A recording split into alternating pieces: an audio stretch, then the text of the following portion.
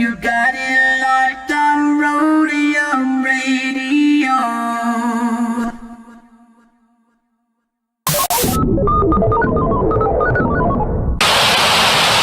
Hey Tony, drop that. What bass? I bet.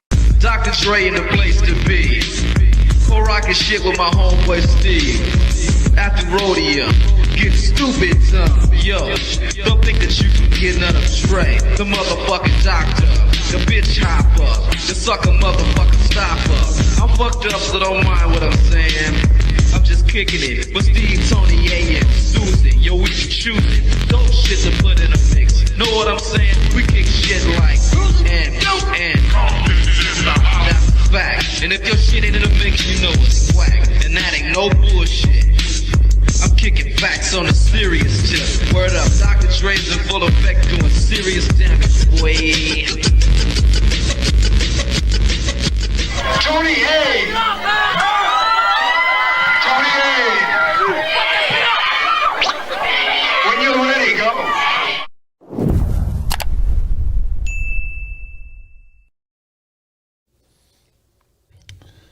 Welcome back, everybody, to Rodium Radio, episode 131 on this dope-ass Sunday. So, first of all, I got a couple of announcements before I introduce my very special guest for tonight.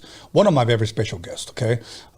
Once again, go to DOCUMIXERY/ads for those of you that want to promote either your album, your business, your hair salon, your OnlyFans page, whatever. You could buy a 1-minute ad. You can go to DOCUMIXERY/ads and you could buy one episode. It's $100, or you could buy, 2 weeks worth of episodes, or you could buy 1 month worth of episodes.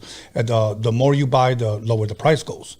Other than that, I want to also tell everybody to subscribe to Freaky Tales Podcast. We're doing it now every other Friday, not every Friday, but every other Friday. So you can go to Freaky Tales Podcast and subscribe there, or you can follow us at Freaky Tales Podcast on Instagram for future content. Other than that, if you guys want to buy hats, merch, beanies, sweaters, long sleeve, t-shirts, whatever, you go to DOCUMIXERY.com, and there you can find everything, all of our merch. If you guys want to buy the Horror Loteria, which I show on the Freaky Tales Podcast, you can buy it there. If you guys want to buy, ad time, you could buy it there. If you guys want to buy hard copies, for those of you that are still into CDs, you could buy it there. So other than that, we'll share a little bit more on that during the breaks. But without further ado, please allow me to introduce on episode 131, my very first guest of tonight, Hazerd in the building. What's going on? How we doing, Tony? I'm doing good, brother. I'm always doing good. I'm never one to complain, man. But the only time that I'm grouchy is when I haven't eaten and I took a nap. There you go. So that's it. I'm a grouch sometimes in the morning, bro. I try to be a morning person, but, doesn't work out. 2 cups of coffee in, I'm good. Yeah, what about you? You a morning person, man? Yeah, all I need is probably about 10, 15 minutes. I'm cool. You know what I mean? For reals? That's it, man. I'm good. Okay. I'm good to go. Sometimes I got to tone it down a little bit. I realize, like, oh, you know what? Yeah, like people need a little bit of time to wake up. I'm pretty cool. 10, 15 minutes, I'm good. No, I'm usually like a grumpy ass old bear, But you know what? I love coffee in the morning. You a coffee drinker? Yeah, definitely. Absolutely. Now, do you put like milk or half and half and then sugar, or do you drink it with creamer? So if I make it myself, because I'm lazy like that, it's just a couple Splendors. Vato trying to watch the carbs, you know what I'm saying? Okay. And I'll go black with a couple Splendors, right? If my lady's up and she like made my coffee and everything like that, there's half and half in it and whatever else, you know what I'm saying? So she does that whole, I've tried to do it the way she does it, it ain't happening. Okay. So it's like, it ends up just being like black, 2-3 Splendors, and a big old like 32-ounce Go mug. Let's get out of here. Right. You know what? I tried to drink it black. I just couldn't do it. I like caramel creamer, and I like French vanilla. The one I cannot stand, hazelnut. Really? I cannot stand hazelnut. I rock with a little hazelnut sometimes, man. Okay. If I'm at 7-Eleven, I'm feeling frisky. You know what I mean? A little hazelnut, or those. I remember one time, a funny story. I went to 7-Eleven. I was late. I was like, let me get some coffee real quick. And I thought I was putting some kind of creamer in, but they got those caffeine shots. Oh, yeah. And I put like 3 or 4 in before I realized what I was doing. I was like, it's not getting, it was early. I think maybe like 4:30 in the morning. And I was like, yo, it's not getting any lighter. Like, you know what I mean? So I looked at it and I looked at it, I was like, oh.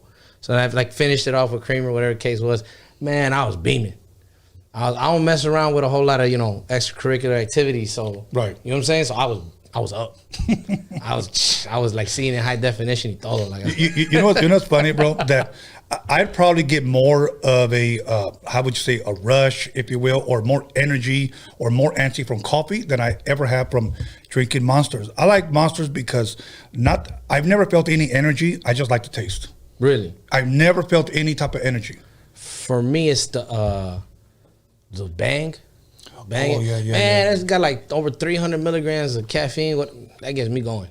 Really? But I use it like as a pre-workout. Like if I'm in the gym, yeah. I'll pound the whole can. Yeah. Some aminos, whatever the case is, I'm gone. That's dope. You know what? There's a guy on the internet. His name's Who Man. That's what they call him. Okay. I don't know. And this guy, I guess he's sponsored by Bang. Yeah. And he will tell a girl off the street, hey, come here. You want to bang? And they're like, what? And he was like, yeah, you want to bang? And they're like, no, I got a boyfriend. No, I mean like bang. And he gives them away. That shit's pretty hilarious. Yeah. But, okay, now, today is Sunday. Yep. No football. Yeah. But how has your weekend been going so far? It's all right. When I caught the Laker game yesterday, we handled that, so that was cool. Right. They held on at the end. That's during football season, man. My Sundays are pretty much damn near set.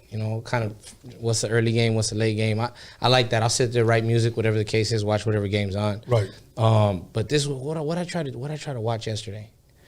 I was like, I'm gonna put on some Netflix, the Night Stalker documentary. Okay, tell me about it. I've already talked about it. I already gave my opinion. I like it. Yeah. Okay, but what did you think about it? Man, I got one episode and it passed out. I don't got the attention span, bro. If it ain't sports, man, if the Lakers are on, I'm watching. I'll watch 12 innings of an extra long Dodger game. I can watch the Bears play the Jacksonville Jaguars. But if it ain't sports, I don't got the patience, really. I tried to. I got an hour in. I passed out. I'm going to finish it, though. I thought it was cool because, I was born after it, I guess you could say. So it seemed like it was kind of like an accurate snapshot of Southern California at that time, which I thought was cool. Right. You know what I'm saying? Right. So I like that. I like that portion of it. Okay. It felt like they got that part right. I don't know, it was before me, but it felt like it seemed accurate. Right. I definitely thought it was done right. Okay. And I'm not a pro, but I look at all the transitions, how they added the pictures, how they added the filters, the footage. I thought it was fucking done right. Okay. And of course, I thought there were some parts that I thought it kind of dragged on. Instead of 4 episodes, they could have maybe scrunched it into maybe 2 long ones, or maybe even 3. Sure. But I know they, more content for. I was going to say content is king, right? Right. Yeah. So now, obviously, you're a Laker fan. Yes, sir. Dodger fan. Yes, sir. One good thing that came out of last year that we both won the championship. Yes, sir. That was awesome. Yep. Amazing. Football team. So I'm typical Southern California in that my team's random as fuck, right? So okay. I always tell this, and I literally I'll give people 5 guesses, they ain't gonna guess, right? So they'll start naming like some random team like the Colts or something. I'm like, no. But the Minnesota Vikings. I was 11 years old. I watched Randy Moss's first game as a rookie. I was hooked. That was it. I think it was against the Cowboys. No, it wasn't. It wasn't against the Cowboys. You're right. No, but he ate against the Cowboys. Yes, he did. I think it was on Thanksgiving. He did. Feasted on the Cowboys. No, but his first game, I'm blanking right now. All I know is my pops was a Purple People Eater fan back in the day, right? That was the Vikings in the 70s or whatever. And so he kind of kept loose tabs on the team. And then I remember him grabbing me like, hey, look, there's a player. He's really good. You got to watch this. And I caught a few games the year before because they were decent before they got Randy Moss, right? I like Chris Carter. They had Robert Smith, the running back. So it was a good team. Right. And then they put that Sabsita on top, and it was over, man. Like, that man was... Okay. You have on this side Randy Moss, Chris Carter, and on the slide you have Jake Reed. And then you have the quarterback, I want to say Campbell. What's his name? No, they brought back Cunningham.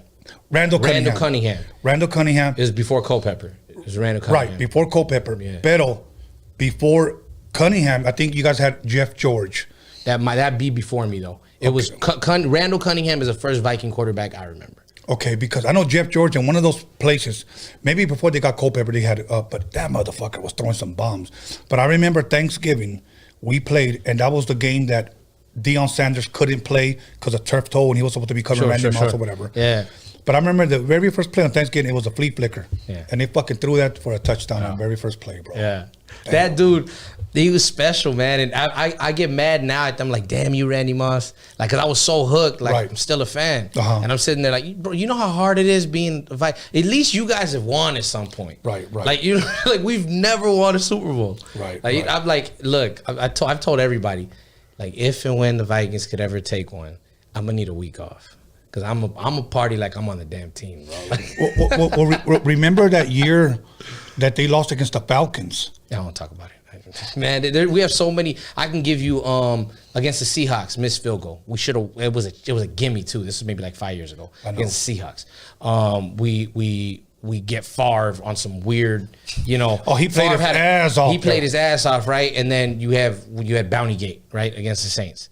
You know, and it's like you could go into that, whatever. But we had action in that game. You know what I mean? Right. Being a Vikings fan is all about, like, I think it was an NFC championship game or division game against the Giants that was heartbreaking.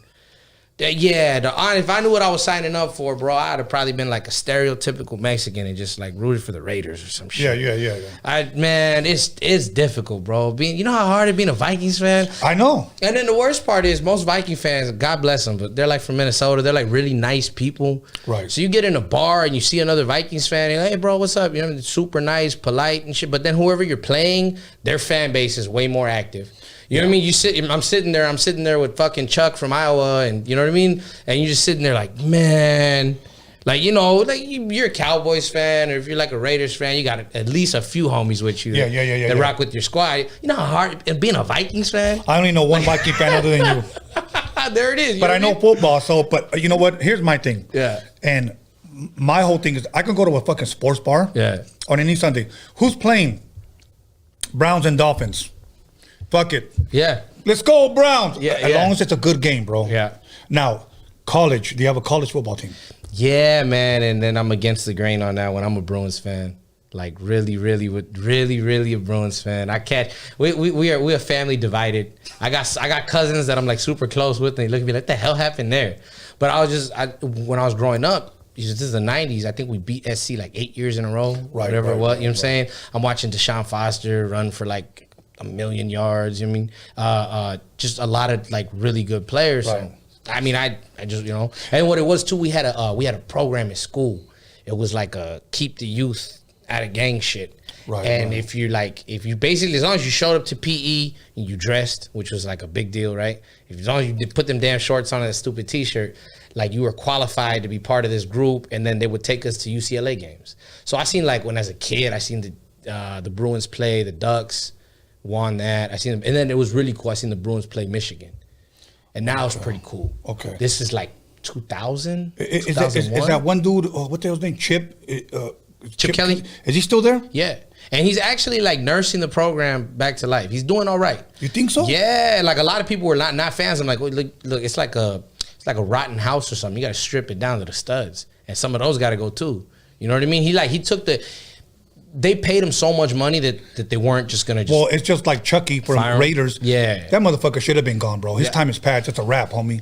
It's a wrap. He's got his days, right? I think with him, how many years now? 3 or 4 and no playoffs. It's the persona, right? Like he built that up, over time. Like when you really break down how he went from the Raiders to the Bucks, he inherited Tony Dungy, like a really solid franchise. Right. A lot of people were like, and then because he was playing his old team got to the Super Bowl, he smacked them. He got the credit on the opposite side. Right. He's so good, he basically got 2 teams prepped for the Super Bowl. Okay. You know what I'm saying? Right. But really, no, he inherited a good team, and then he smacked the one that he built. Like, of course, I'll never forget they were talking about, like, it was like that, the mic'd, when they mic'd the players up, and the players talking like, we haven't seen one play yet. I'll never forget it, because I had money on that game. I had like my weed re-up money. You never gamble your re-up, right? I'm like 15, learned a hard lesson. I kid you not. I'll never forget it. Like, players sitting there like, we haven't seen a play yet that we didn't recognize. Like, they knew every play. Right. They didn't even try disguising their looks. They didn't try disguising on defense their coverages, on offense their sets. And it's like, that game got ugly. So who do you blame that on? That, to me, that was Raiders, whoever was coaching at that point. Thank you. Who was coaching at that point? He was offensive coordinator, if I'm correct, the year before. Or whatever. Whoever the hell it was, he got his ass kicked, and he deserved it to be. If you're not gonna even disguise your coverages, disguise your sets, you're literally in the same sets, and they're like, it's gonna happen like this. And you're calling the same plays that guy across the field, the exact same ones. Yeah, so, Anyways, it got moving on. Quick. Yeah. Bucks or KC? I got money on KC, baby. Patrick, my homeboy. That vato right there, dude. He could throw it all over the yard. And my thing is, there was a crazy stat. Oh, man. Okay. Something about he hasn't lost a single game. He's been to more Super Bowls, too, right? In his career so far, he's been to more Super Bowls than he has lost a game by more than one score. You're talking about Patrick? He's only second one. Exactly. He's been to 2 Super Bowls. Right. He hasn't lost a single game by more than one score. Okay, now did you see the regular season game? Because I think Bucks barely lost like by 1 or 2 points. Well, they started running it up on him in the beginning. They jumped out on him, right? I think Tyreek Hill had like 200 yards in the first quarter, whatever it was. And then I think they got complacent and Brady kind of figured some things out, right? But I don't think they make that same mistake. I think it gets ugly early. I think Brady wins. Hey, and look, and it's not like that's a crazy thing to say. Right. You know what I'm saying? That dude, this fucking Terminator right there, dude. Terminator, homie. He's Arnold the Terminator, bro. If he wins, you think he retires? I don't know. I don't think he will. If there's anybody else, I'd say yes. Just go out on top, right? Like John Elway, go win 2. I'm out of here. But that dude's different, man. He's built different. Yeah. I know. His mental is just different. I know. Well, he's kind of like, in a sense, like, I don't know if I should say Kobe's like him or he was like Kobe because they both loved winning, bro. Yeah. And then you ask them which one's your favorite ring, they'll say the next one. Yeah. So. Yeah, exactly. He's not satisfied. So sure. I know everybody's probably thinking this is PTI or ESPN. Hey. But moving on, where are you originally from, man? Where were you raised? I grew up in the Inland Empire, man. In a little city called Ontario. Okay. I get a lot of people ask me my name, like with my rap name. A lot of people like, oh, you're from roundabouts East LA, you know what I'm saying? You from Val Heights? And I'm like, nah, not at all. I grew up in the Inland Empire where growing up, my boys just called me D. And then I was at a party when I was like, I don't know, 14, 15, a little rumble breaks out. And these are grown men fighting. Right. And I'm like up against the wall, and I went to grab a bottle off the wall. I missed it. I grabbed a loose brick, and I just swung, cracked somebody. But earlier in the night, I was jumping in a little cipher. Like, my boys are, hey, my little homie raps. Uh-huh. You know what I'm saying? And they're like, that, I'll never forget it. Like, I'm rapping. I don't have a rap name at this point. I'm just rhyming words. And they're like, I'll never forget it. The homie goes, man, that shit sounds hazardous. That shit sounds hazardous. And then later on, rumble breaks out. Like I said, grown men fighting. I'm 15. These dudes are like in their early 20s, right? A little kickback, and things went sideways. So I grabbed a brick. I hit somebody. And then I'll never forget, like a little bit later, like we skate out, whatever. And the homie's like, this motherfucker's really a hazard, dog. And it just stuck after that. And I just started using it because I thought it sounded tight. Like, you know what I'm saying? It sounded dope, you know? But yeah, I grew up in Ontario, man. Pretty much your whole life? Yeah, since I think we moved there. Like, my family's all from, like, Montebello, East LA, El Sereno area, right? Okay. But I moved out there when I was like 4 or 5. Okay. And then yeah, I grew up out there, went to Chaffey High, Ontario High, bounced around, you know, always in some shit. you ever play any sports in high school? Nah, man. My freshman year, like the summer before my freshman year started, I was all about basketball. Okay. All about basketball. That shit lasted like 3-4 months. For me, it was quick because we had like some big dudes. I think like half the squad went in Ontario High. There was a few people that went to go play like junior college ball, and then one person went Division II. I knew right away that this shit ain't for me. I'm like 5'3" at the time. You know what I'm saying? You got these, like, our point guard 6'2", you know what I'm saying? On the varsity team. Right. On the freshman team, I was the smallest dude. You know, I'm just like, oh yeah, this ain't. I knew at a very early age, like, I like sports. You know what I'm saying? Okay, and I can play them for fun. Right. You know what I'm saying? I watch ESPN, you know what I mean? But nah, man, basketball that's always been like my first love, you know what I mean? Yeah, that was it. Okay. But I learned early. Okay. You know what I'm saying? What about as far as instruments? Any instruments growing up? Yeah, I played. I was in the band at school, the trombone randomly. I learned how to play like the drums, like marching band style drums, right? There was some chick I was trying to pick up on when I'm like 12, so I like learned how to play the clarinet. the trumpet. Like I was any instrument, I was all for it. No shit. Yeah, any instrument I could pick up and try to learn. Now you know what I mean? play any of it today? Hell no. I think that was by the time I was like 12. Like my first expulsion. Like the first time that was it. Like it was over after that. Okay. That was okay. yeah. Wow. Okay. Now let me ask you this. See if you can remember. How old were you when you were first introduced to rap music? What were some of the songs? I was little. I remember listening to Boys in the Hood. I remember listening to Boys in the Hood and damn near like changed my life. Like I was little, like 4 or 5 years old, and by that point it's already an old song. Yeah. Really, right? So Boys in the Hood, like I had like a few of these. Boys in the Hood, Brass Monkey, right? That was like, I remember that was my jam. I didn't know what the hell they were talking about. I was like, are they really saying Brass Monkey? Like, is that really what they're saying? Right. I just thought it was dope, right? And then for me, what did it for me was when Doggy Style came out. Oh, okay. Yeah. My boy had a Walkman. Remember the little Sony Walkmans, the little yellow joints? Yeah. Cassette Walkmans? Yeah. The cassette, put the cassette with the headphones. Yeah, exactly. So boys and girls under the age of like 20, you know what I mean? Google it. Follow us. So my boy had a Walkman and he took his brother's tape. Because his brother smacked the shit out of him after school. I'll never forget it, but he's like, hey, you gotta listen to this.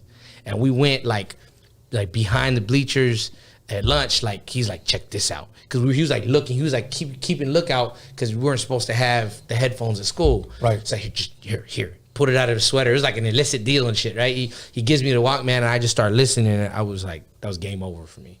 And I was probably 7, 8, somewhere. Had to be around there. Now, growing up, did you ever try drinking Brass Monkey? No, I didn't even, like I said, I didn't know what the hell they were talking about.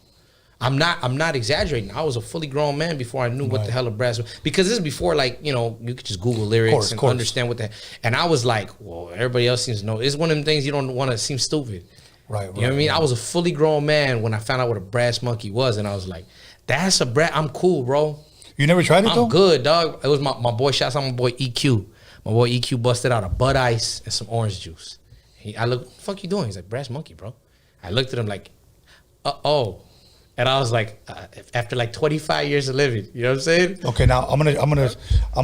This is gonna be a revelation. Okay? There was actually a bottle like this called Brass Monkey. Really? Yes, that's what they were talking about. Really? Later on, when they didn't sell it anymore, sure, people started doing it. Really? Yes. Hey, look, the more you know. Yes, right? you could actually Google it. Yeah. Brass Monkey. It was actually thick. It was almost like. You ever try Cisco? Yeah. Okay. Fuck. Yeah. Yeah, baby. That's the kind of shit you wake up the next day, you kick the fucking bottle. Okay. Imagine a thick Cisco, bro. But it tastes like orange juice. Okay. It was just thicker. It was cool, but fucking Cisco, oh my God. Alizé, the Hypnotic. Remember when Hypnotic was like the popping drink? Yeah. That was around like 2005, 2006, around there. It was, like 04, 05. And then I tried the Incredible Hulk. You know what I mean? Man, I fucking tried that motherfucker, and I sipped on it, and I said, whatever I say doesn't count. I'm under the... You're mixing liquor with liquor, bro. I know. Recently, I did something, speaking of, that kind of is similar. It tastes way better, though. Ciroc white grape. It's like one of their seasonal flavors. It's like a gold bottle. The vodka. Yeah. Okay. Ciroc vodka, but it's called white grape, and it's like a seasonal flavor for them. It comes like in a gold bottle. Mix it with like any kind of sparkling wine. If you want to go like super high-end champagne, whatever, but just mix it with champagne and the Ciroc white grape. And it's smooth, but it's straight liquor. There's no mixer.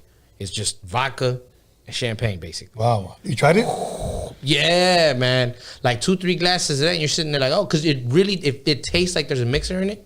Like the notes of the champagne bring out the white grape flavor, whatever the case. Because if you think about it, the champagne is what it is with white grapes. Right. So I guess the actual white grapes, accents the Ciroc white grape like in a real way.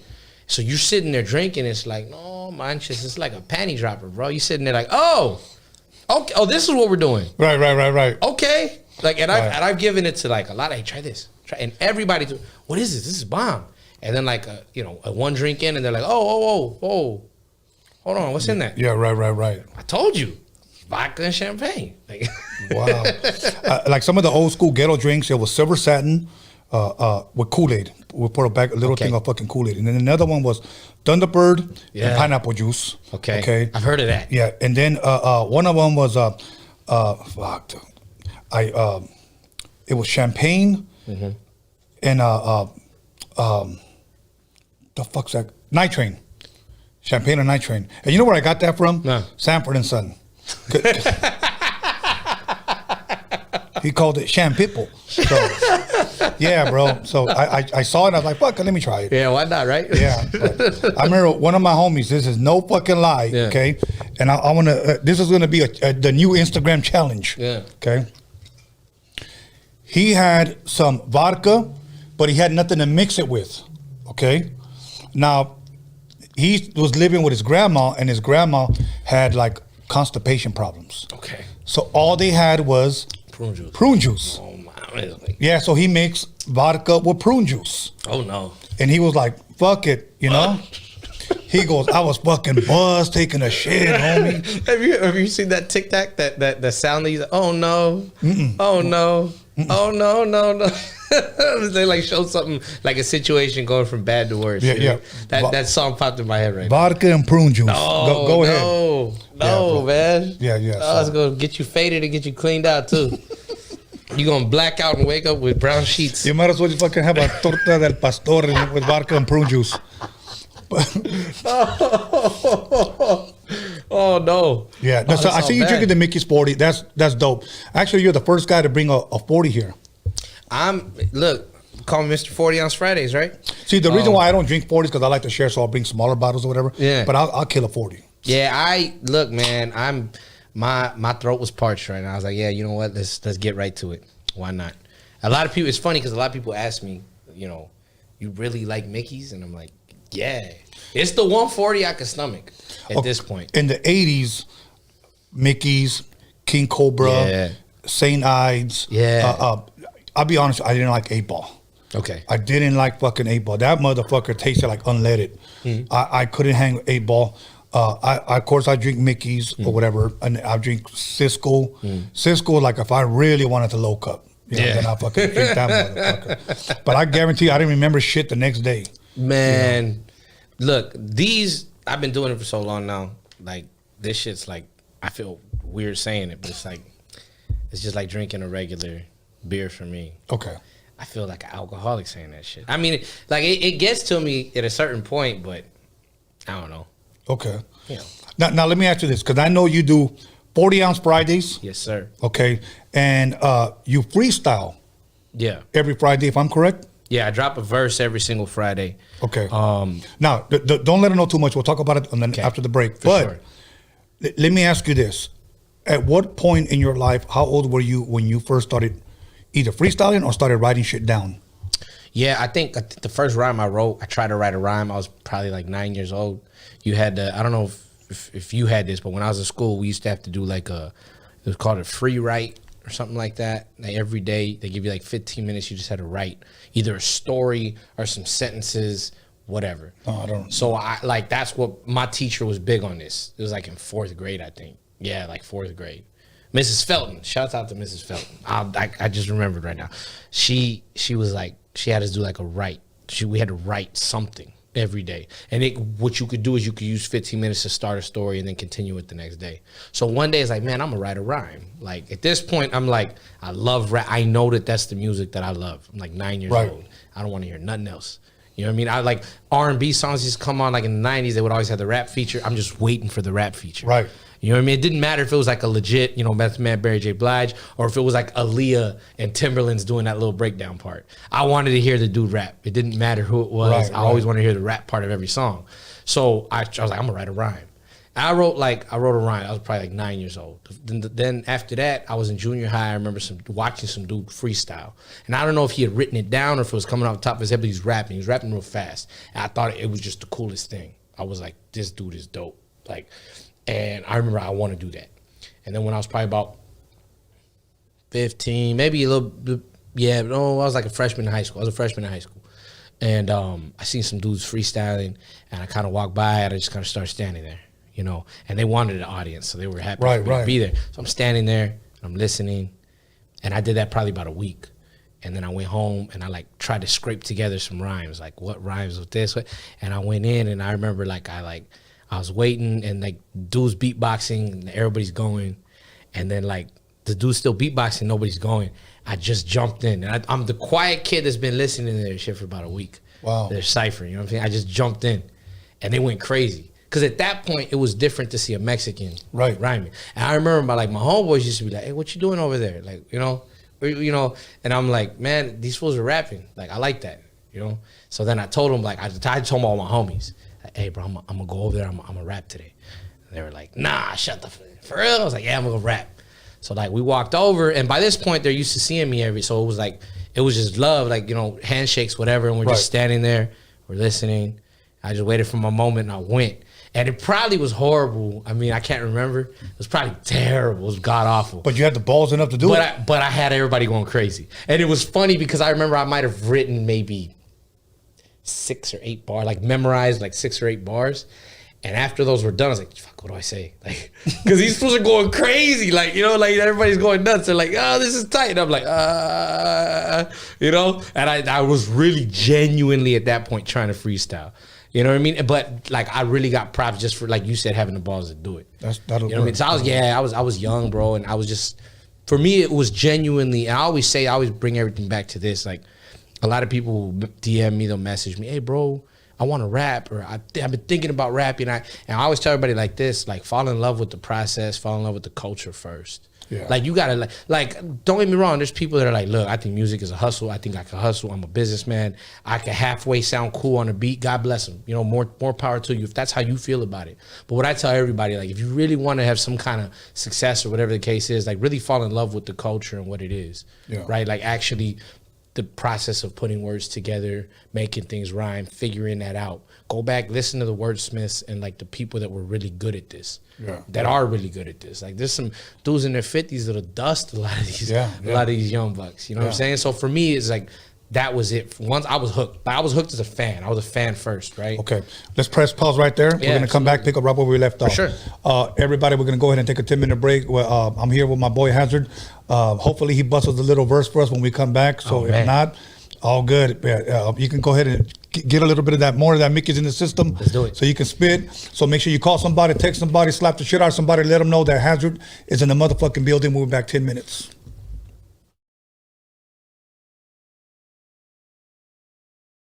Something dope. Something dope. Something dope. Something dope. Something dope. Something dope. Something dope. Something dope. Something dope. Something dope. Something dope. Something dope. Something dope.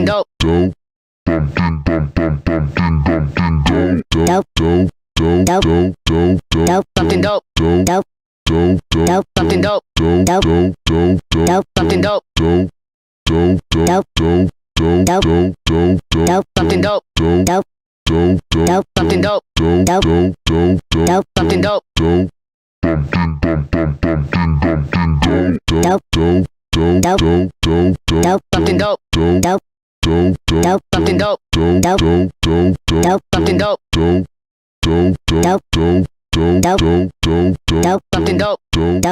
Something dope. Something dope.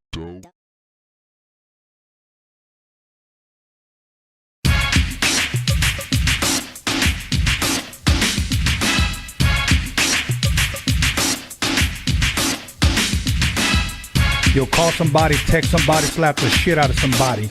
Let them know that Rodium Radio is live up in this biatch.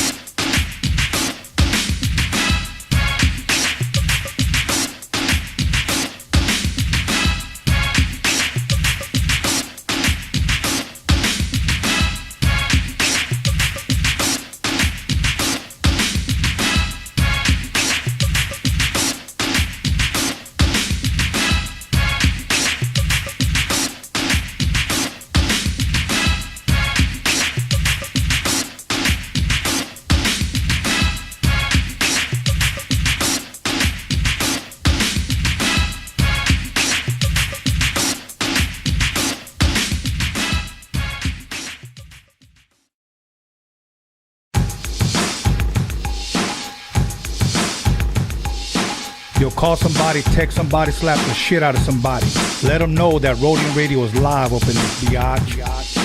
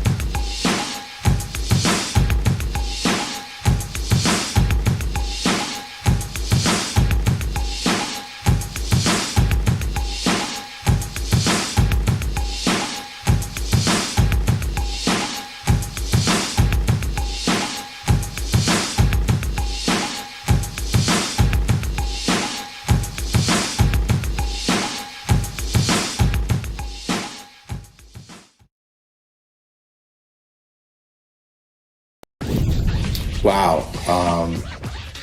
The instrumentation of, or the importance of the Rodium swap meet and the mixtapes in the careers of Eazy-E and NWA and Dre and Yella and a lot of other folks too, even Battle Cat, you know, was very, very high because, again, they needed an outlet, particularly when people weren't really checking for them and that sound that they were trying to create elsewhere.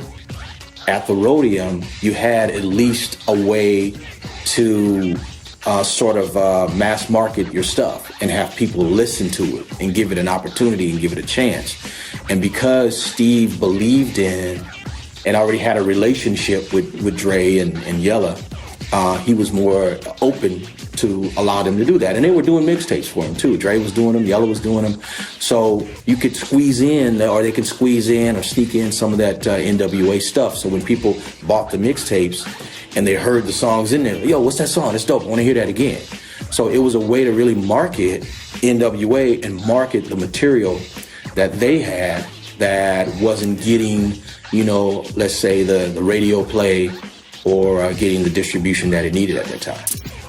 You know, Steve is definitely a part of the beginning. And he was there, gave everybody a voice, and that was in the beginning. It gave everybody inspiration to want to do more. Like you, made you want to do more. Like me, made me want to do more. Like Q, everybody ran. It goes down. The list is so long on how the Rodium swap meet inspired people to be able to put music out because people couldn't put music out there. You know what I'm saying? So if you get your little song and you put it on the Rodium swap meet, it'll be all over LA. You know what I'm saying? You didn't have to press up no records back in there. But you did, but if you got them to Steve, they would be on the mixtape because he would put them on the mixtape. And I remember he was bringing the big crate and Steve, you know, you get the crate and put them diamond style. And he would pick them up, give them to Dre, 4-track. They had the 4-track right there. And Steve would just sit there the whole day. They sit there the whole day. So I just remember that. I mean, you know, a lot of stuff happened back then. You know, we went our separate ways, you know, but at some point, you know, I still always remember. It's like your first grade teacher, you know her name. Welcome back, everybody, to Roadium Radio episode 131. And before we go back into with my special guest, once again, I want to promote his 40-ounce Fridays. 40-ounce Fridays on his Instagram. His Instagram's been up. Follow him. Check him out on Fridays when he busts the freestyle. Other than that, he blessed me with the mask. I told him that I hardly ever wear a mask, but I'll wear this mask. Okay, so without further ado, Hazerd, how you doing? Feeling great, man. I was like, yeah, let's pick that up. Let's see how much you got left. Oh, okay. That's like a shot for you, huh? Yeah, we all right. We were just talking. I was like, oh shit, I forgot my beer. You know what I mean? But yeah, we good now. Okay. You know what? Now, you were telling me that you busted a freestyle or you busted a verse at the cipher. Okay. Yeah. What happens next? Did you like, let me try to rap at home on some beats? Let me go to my homie's house, meet the producer. What came next as far as music is concerned for you? Got my ass handed to me in a couple battles. At that time, if you were gonna jump in a cipher, be ready to, somebody tear your neck off, right? Right. So I got my ass handed to me until I didn't no more. Now, I always have to clarify this in case somebody from a younger generation watches this. Sure. Can you kind of explain to them what a cipher is? It would literally be a circle of dudes, right? Or an oval, whatever, a loose gathering of individuals. And it would be the dude in the middle was always a dude beatboxing, right? So he's literally like kicking a beat, like, right? And then so you'll have the dudes that rap right around him. Right. And then like the spectators will be like on the planners, and we're like in school, right? So they'll be on the planners, or if you're by the bleachers, they're up in the bleachers, and the crowds will get big, like, because it was free entertainment, right? Where kids ain't got nothing else to do. And then so it would be like one person would go and they would kick their rhyme.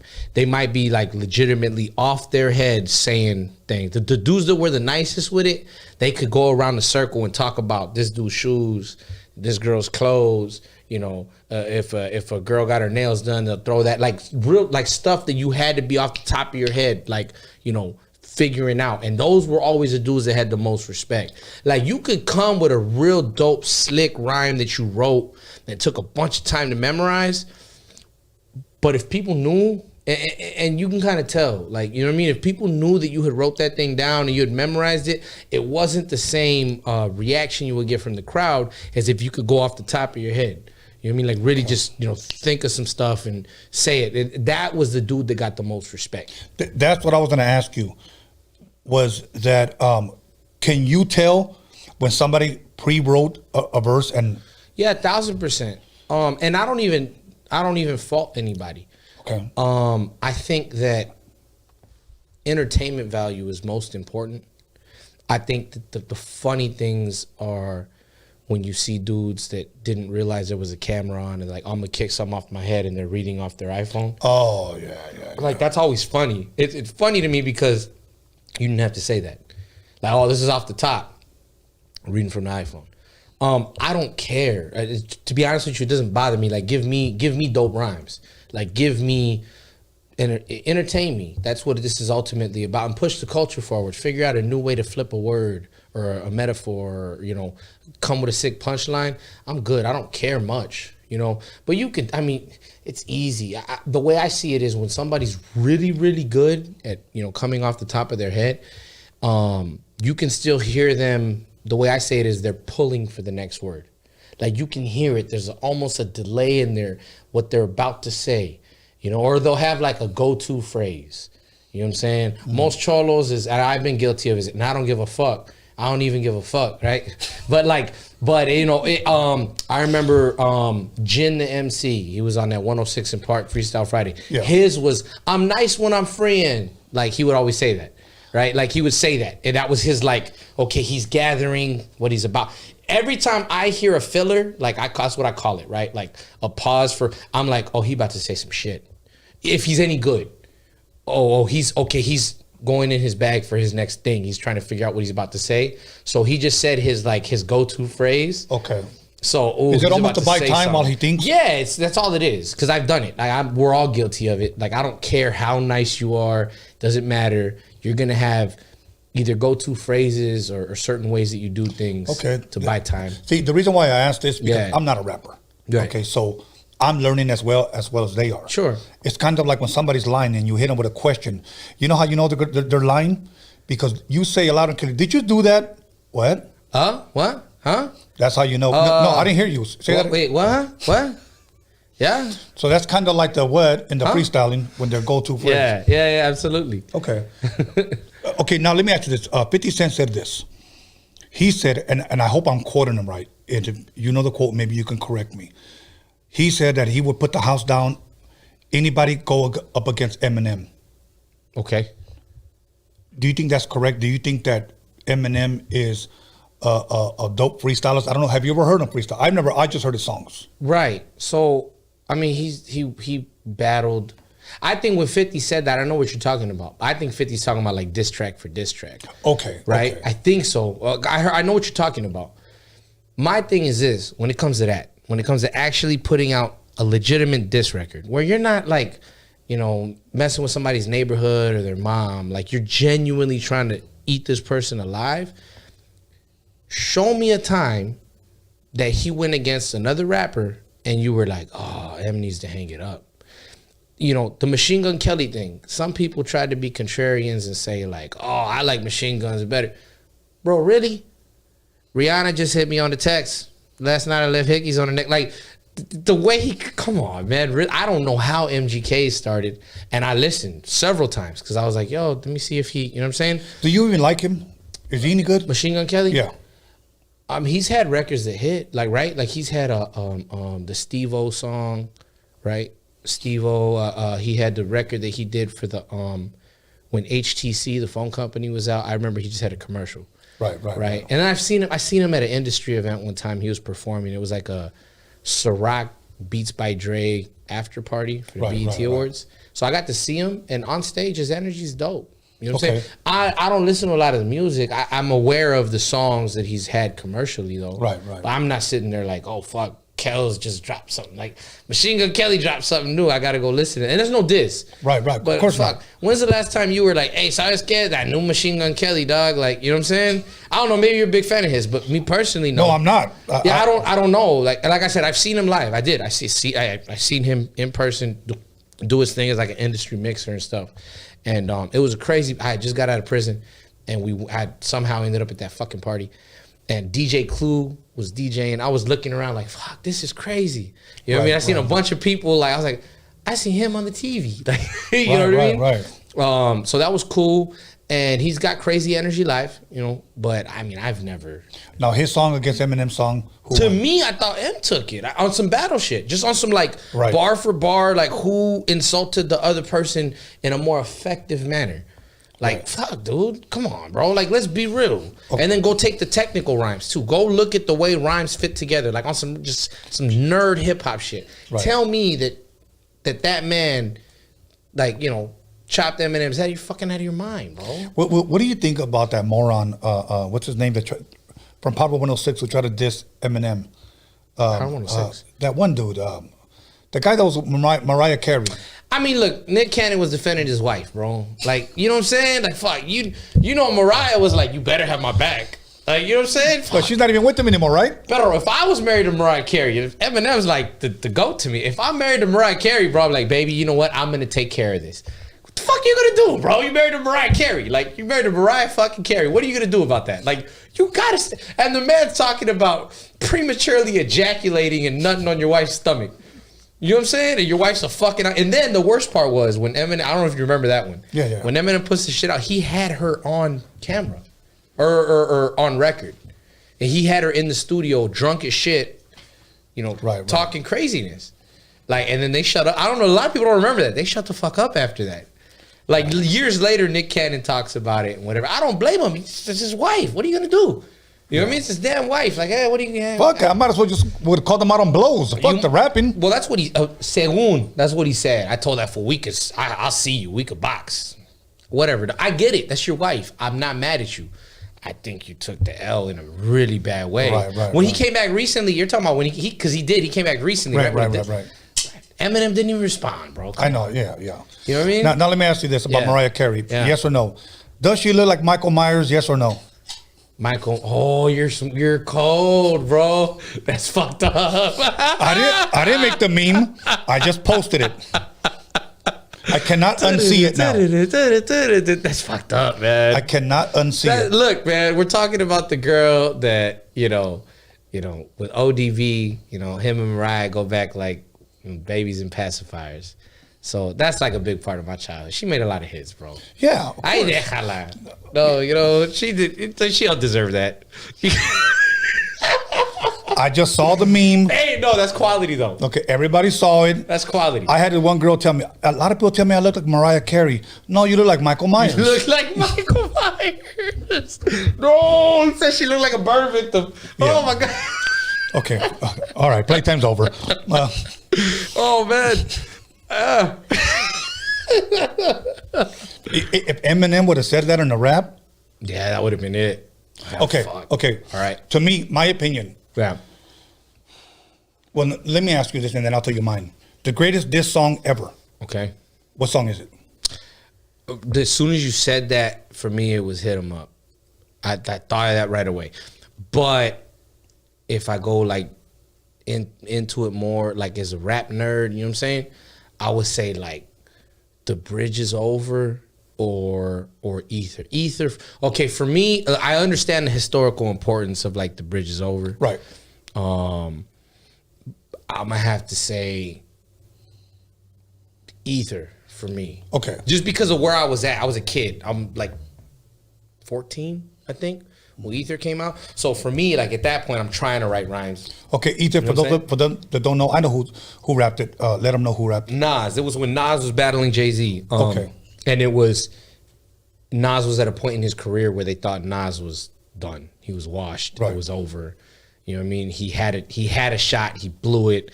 He's washed up. Jay-Z's the man at that point. Like, I don't think people could truly conceptualize. It was like David versus Goliath. Right. You know, and Jay-Z was like poking at him. Ask Nas, he don't want it with Hov. No, right? And then Nas came with Ether, and it was like, oh. It was like you went to jump this fool, and he had like a pocket knife, a Glock, and a fucking grenade launcher waiting for him. You know what I mean? Right. It was crazy. Like, it was like, oh my God. You know what I mean? Okay. And I was so young, I couldn't understand the historical significance of Nas Fell Off. Right. I didn't understand it. I didn't get that. I didn't know, like, there was Illmatic, and then it was like super commercial records, so people didn't like him no more. Yeah, blah, blah, blah. I didn't understand that. I just knew Jay-Z was that guy.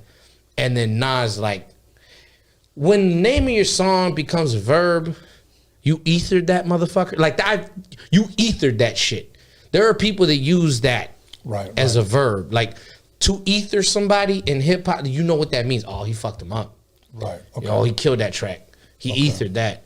When that becomes a verb, right. You did, you know what I'm saying? You did something. You did something. Okay, for me, it's got to be No Vaseline.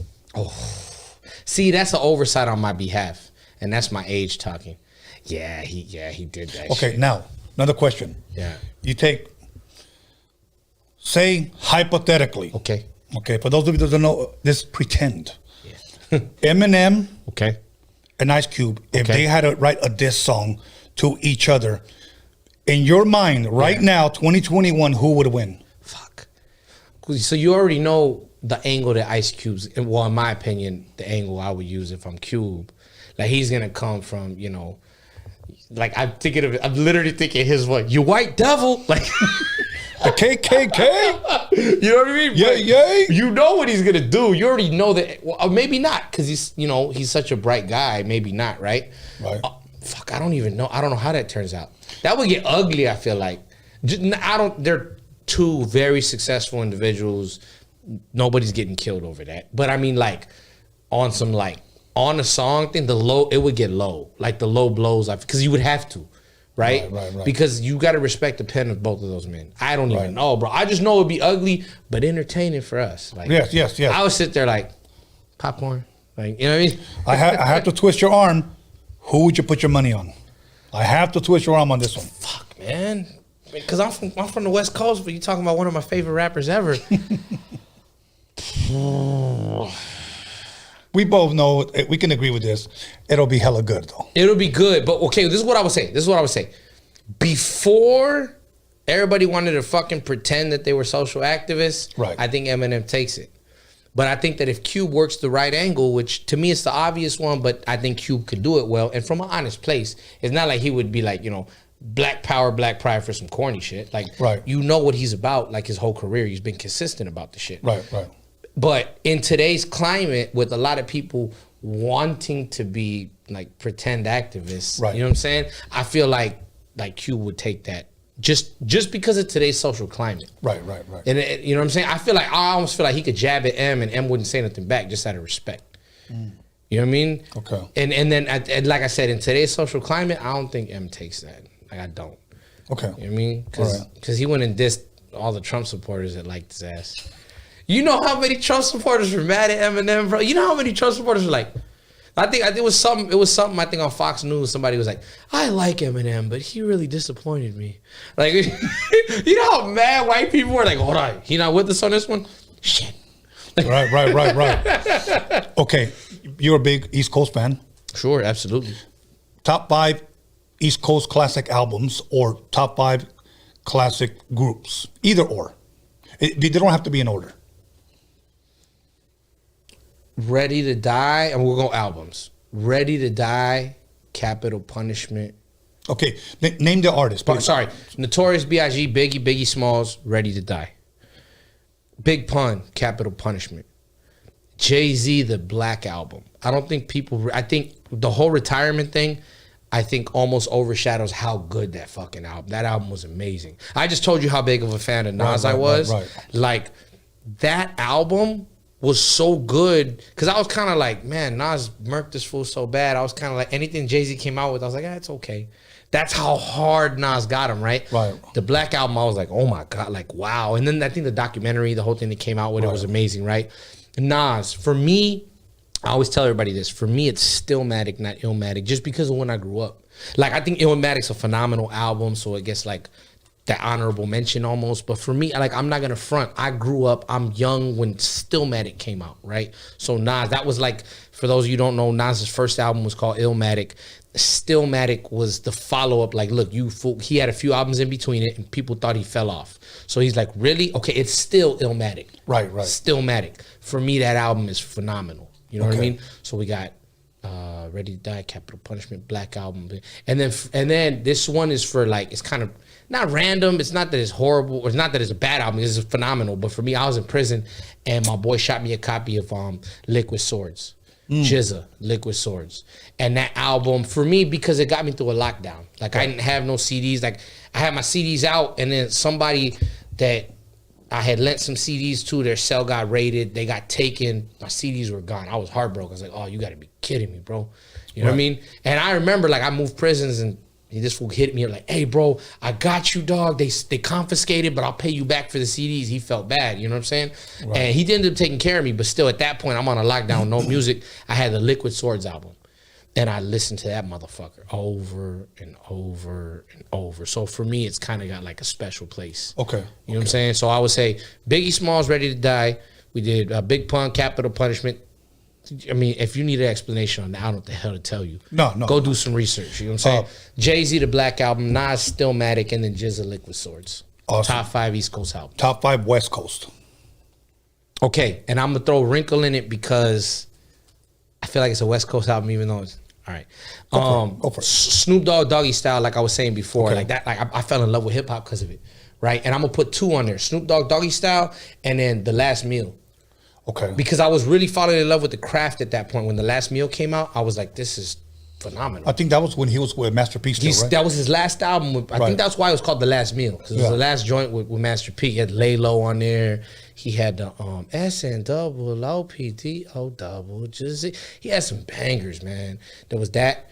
And then All Eyes on Me. That one again is in prison. For me, like I remember I had a copy of All Eyes on Me, and I was like, fuck.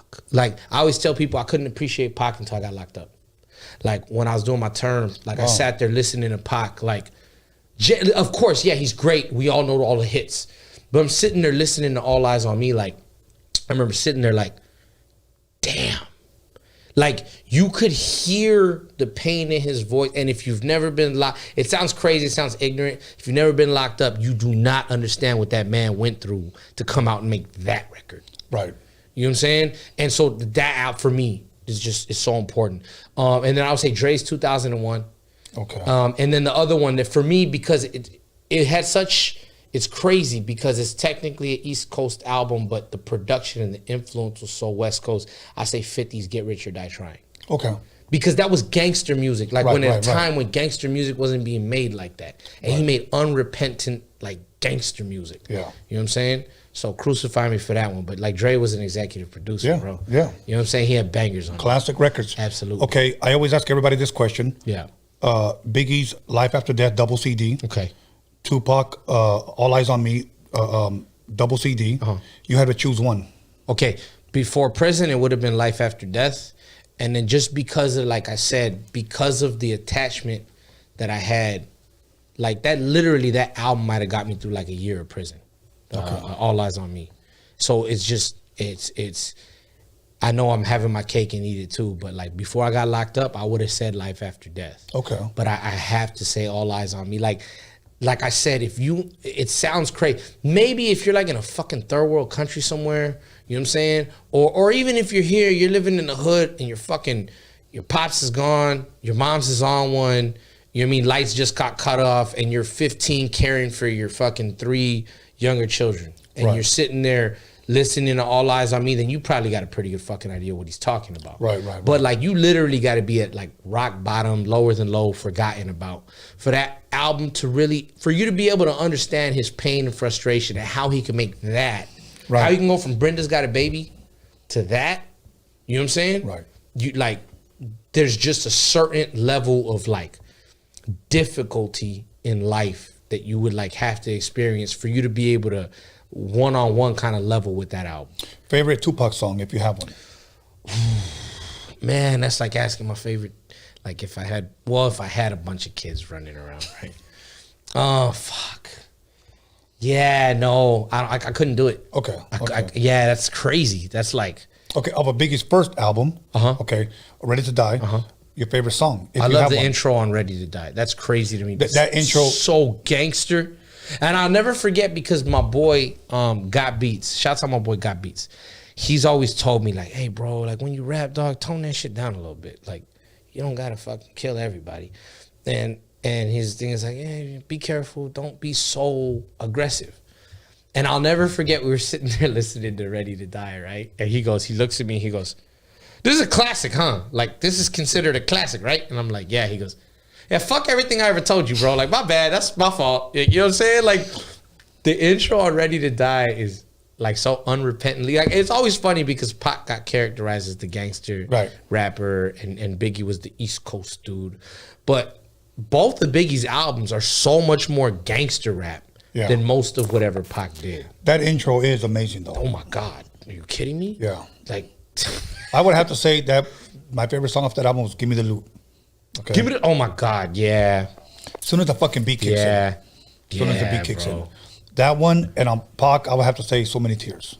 See, yeah, but that's that shit though. That's what I'm talking about. Like that's the shit you listen to, and you're like, oh yeah, like I see where he was coming from. Right. You know what I mean? Absolutely. We're gonna switch gears up a little bit because I want to promote your 40 Ounce Fridays. Your Instagram has been popping up.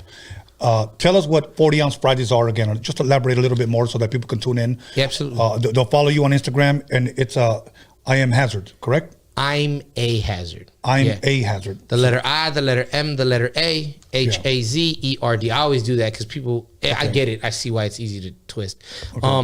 So yeah. This sounds crazy. 94 weeks ago, or 95 weeks ago, I was chopping up with my boy Urban from All Angles. Shouts out my boy. So my boy Urban, we were talking about, we had actually started doing some music together. And Urban was like, hey bro, we need to figure out like a way to promote whatever we're doing. And way back, we've done music in the past, and we were promoting something on an online radio station. And I was buzzed and I was feeling myself. And I was like, you know what I'm going to do? I'm going to do a freestyle every single Friday. I'm going to call it Jacking for Beats. I'm going to call it, no, excuse me. I said, I'm going to call it 5 Finger Fridays because I'm going to go jacking for beats. Okay. So he told me, hey, whatever happened to that idea? And I was like, yeah, shit, that was a long time ago though. And I feel like I never capitalized on that idea. Let's switch it up. So I had put out another video called Buzzed Bars. I was drunk off my ass. And I was at the boys' pad, and I was like, hey, fool, I got some bars. I want to spit them. I hadn't been rapping for a while. I kind of like taking a break. Life got in the way.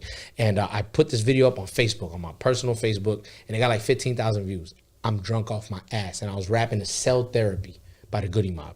And I gave like 3 minutes of bars, and people were like, this is amazing. So I said, look, what if we took it to Instagram? Now Instagram has that minute-long video. Right. You know, IGTV wasn't popping like that, but it was a minute long. I was like, I do a lot of rapping in a minute. Let's do that every week. He's like, what do you want to call it? I'm like, shit, you know what I'm going to do? I could rap drunk. It's not an issue for me. Buzzed, whatever. I could rap. So I said, I'm gonna call it 40 ounce Fridays. I'm gonna grab a 40 of Mickey's. I'm gonna pound the Mickey's before, and you're gonna put the beat on. I'm gonna rap. And he goes, I think that'll work. So I was at his pad. We started doing it. Like week 1, week 2, I'm just rapping at the camera. The little phone, my phone. He's got the phone up. And I'm just rapping in the phone. Then like he's got a whole recording set up at his pad. He goes, bro, I got the mic right there. Pull the mic in. I'm gonna like layer your vocals over the beat. It'll sound a little more professional. So that's week 3. Week 4, he's like, bro, I'm gonna start putting graphics around your face and make it look kind of slick. Bet. He started doing that. And like we just progressed, you know what I mean? By week 5, it looked like what it looks like now, right? You know, me rapping into the mic over a beat, you know, a graphic border around me, whatever the case is. And literally every week we just pick a classic hip hop beat. When we're in the beginning, my boy Urban is like a super rap nerd. He was trying to pick shit that wasn't so obvious. Okay. He's like, look, bro, everybody knows that beat. Let me give you this random like Defari beat or something. Like, oh, that's too obvious. Like, you know what I'm saying? So I'm like, yeah, but damn, bro, like we got to give people, if you give them some kind of familiarity, people are going to like what we're doing. So then we kind of met in the middle. And so we started picking beats and whatever the case was. And I've rapped on everything from Worst Comes to Worst by Dilated Peoples to Poppin' and Things by G-Unit. You know what I'm saying? Grinding by the Clips. So that's like a more obvious freestyle beat, right? And literally every week, every Friday for 94 weeks, you know what I'm saying? I stop at the liquor store, grab a Mickey's, I kill it, we chop it up, he puts the beat on, look at the camera, spit my verse. What time? So every Friday morning, there's a little, you know what? We on Rodium Radio. It's a little bit of behind the scenes. We cut it like the day before. Okay. You know what I'm saying? So it's like Thursday night, you know what I mean? Killing a 40. Friday morning, we drop it. Every Friday morning by 8 a.m. Sometimes things happen, whatever the case is, but between 7:30 and 8 a.m., every single Friday morning, I try to start people's day off right. And literally people have told me that. Hey, bro, I appreciate that, dog. I'm getting to work. I'm dealing with my boss yelling at me. I put my headphones in real quick. I punch in. I'm listening to your verse to start the day. And that's the dopest feeling for me. You know what I'm saying? When that Game of Thrones was still on, like we were still, that's how long we've been doing this. Game of Thrones was like on, like making new episodes. Now people would tell me like, hey, fool, the hell with Game of Thrones, dog. 40 ounce Fridays, that's my shit. And that was like the dopest feeling for me. You know what I'm saying? I tell everybody, like, I got the dopest small group of fans nobody's ever heard of. You know what I'm saying? I'm not out here trying to argue with rappers. I'm not out here trying to smack people on camera. I'm not, look, man, I fucking rap. I think I'm pretty good at it. You know what I'm saying? I try to just one up myself every single week. I leave it. I let the chips fall where they may. Okay. You know what I'm saying? Really quick. Yeah. I have to ask. Yeah. And it's up to you. You don't have to. Would you bust a 16? Whew. Yeah, I mean, yeah, bro. Anything you might have written, just to give people a little taste of, you know, you spitting. Absolutely. Whew. Oh man, that 40's talking to me right now. Hold on. Yeah, I got you though. Absolutely, 1000%. That'll work. That'll work. Everybody stay tuned. He's about to drink and burp and then spit. You ain't lying. Okay. All right, here we go.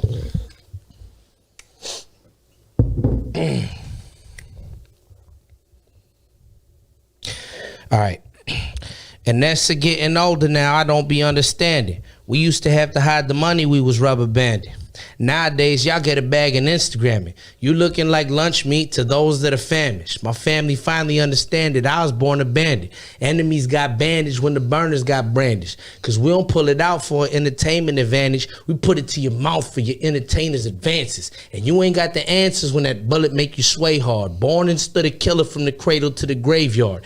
Chips low, I pushed all in. Time to play cards. Whatever I was dealt, tight-lipped and kept my face hard. Hope you right with your spirit, I'm gonna make you face guard. Snuff you with no fair warning, call it the base guard.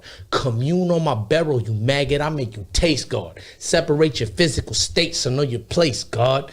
Last of a dying breed, singular Mohican. Robbed the Heisenberg with beakers that kept the fiends geeking. Ho, I'm from the IE, we invented tweaking. I could rap over the sample, but yo, Irvin, bring the beat in. Smokers in the dope house, 4 a.m. tweaking. Smoking Scante in the back, whole garage reeking. I was 16 when me and Fiend started speaking. I was only 16 when the Fiend sold me a speaker. I wanted to record, he said he could get it cheaper. No matter where I go, I'ma always love my heathens. That shit's fucking dope. Everybody, Thank let's you give a very round of much, applause, man. everybody. I appreciate it, bro. That shit was dope. Thank you. That shit was dope. Well, you know what? Fuck, that shit was hard. Thank you. Anything that I didn't ask you, anything you want to promote, let's do that right now. Or if not, give some shout outs. Yeah, so look, me and my boy Urban, we've got a couple things coming soon. That was a verse off an unreleased song, off an unreleased project. It's called Boom Baps and Gangster Raps. We're really trying to push the culture forward, bro. And I'm trying to show people like that you could be Mexican, you could be proud of where you come from, you could represent your neighborhood, your area, whatever the case is, and you could be fucking dope at rapping. You know what I'm saying? The two don't have to be mutually exclusive. You don't got to be, oh, Saturday, dog, I keep that shit real, homie. I give that gangster shit. But then you sound whack and you're off beat. You know what I'm saying? And then vice versa. I don't got to like sit here and love the culture and be true to what I am and then not be able to represent for my gente. So I feel like the two can go together. And that's what we're really trying to do. I'm trying to show like, look, you ain't never met a vato that could look like me, that been where I've been, that sounds like me. You understand what I'm saying? So Boom Baps and Gangster Raps, that's coming soon. Shouts out my boy Casper. We got a bunch of shit we're working on. We got like a gang of songs. Literally, like I told you, I just came from a studio session right now in Culver City. I was with him. We've been recording like a motherfucker. We got a bunch of like collab songs that we're working on. Some stuff coming soon. What You Heard, that's a single that we're working on right now. We're recording the video next weekend. So I'm gonna give you the information if you can come through. You know what I'm saying? What You Heard, with my boy Young Casper. Shouts out. I got a bunch of shout outs. Hold on one second. My boy Urban from All Angles, the All Angles crew out of the 818. The Valley showed me a ton of love, man. I appreciate you guys a whole lot. You know, I'm from the IE. When I got out of prison, I had relocated. Like my parole officer was on my ass, and so I actually stay in the Valley now. Shouts out to All Angles crew, and the Deuce Mob from you know, from the 818. Appreciate you guys. My boy Bio, my boy Urban. My boy EQ out of the Ashtray, Los Angeles. That's like the underground Dr. Dre right there. If you're an underground rapper, you've probably recorded with him. I got a bunch of shouts out my boy Weddle Snipes, aka OG Bopper. That's family right there. Much love, brother. Shouts out Savage Joey O on Instagram. Remain from D2D. He hit me up. He asked me for a shout out. CALI Kosher on Instagram. CALI, I promise you I'm gonna get on one of your beats. He's always here, hey fool, check this beat out. Check this beat out, bro. He's always asking me to jump on his shit. So I appreciate you, bro. And I promise you, I think that one you DM me today, I think that was the one. That was dope. I rock with that one. Shouts out my boy Grim. You know, shout out to everybody that does rock with me on a weekly on 40 Ounce Fridays. And for those of you who are just figuring me out, look, I'm not, you know, the biggest, the most famous, most well-known dude, but I'll give you something every single Friday, and I promise it's going to be fire. So if you check my Instagram out, the letter I, the letter M, the letter A, Hazerd, at I'm a Hazard, every single week. 40 Ounce Fridays is the hashtag 40 Ounce Fridays, 40OZ Fridays with an S. Every week, I'm just trying to one-up myself. I'm in competition with nobody. I don't got no problems with nobody, bro. That shit is foolish to me. You know what I'm saying? I'm in competition with nobody but myself from the last week, and that's all I'm trying to do. You know what I mean? So, you know, shouts out to the people that rock with me because of that. I want to shout out DJ C and DJ Don't Give a Fuck. From the Boo Bad Meets the G Shit show. They're actually the people that kind of plug me with the legend himself, Tony A. Shouts out to Tony A for having me. I appreciate you, brother. Absolutely. Honestly, man, this is a really dope platform. So if you guys like what you see here, continue to support it. Like, share, subscribe. You know, hit the bell for the notifications, all that, because this is a man right here who's genuinely trying to give you guys a platform that a lot of people complain that there's not enough of. You know what I'm saying? So I appreciate you, Tony. Thank you very much, man. Absolutely. Thank you very much. Absolutely, bro. Other than that, everybody, once again, we're going to go ahead and take a 10-minute break, bring our special guest, but I want to thank Hazerd for coming through and blessing me with this interview. It's truly been an honor and a privilege to be able to sit with this man and chop it up, and him spitting that fire is fucking amazing. So once again, call somebody, text somebody, you know the rest. 10 minutes, don't fuck around.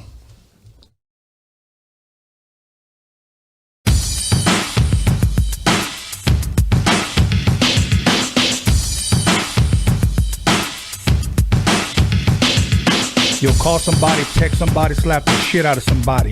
Let them know that Rodium Radio is live up in this biatch.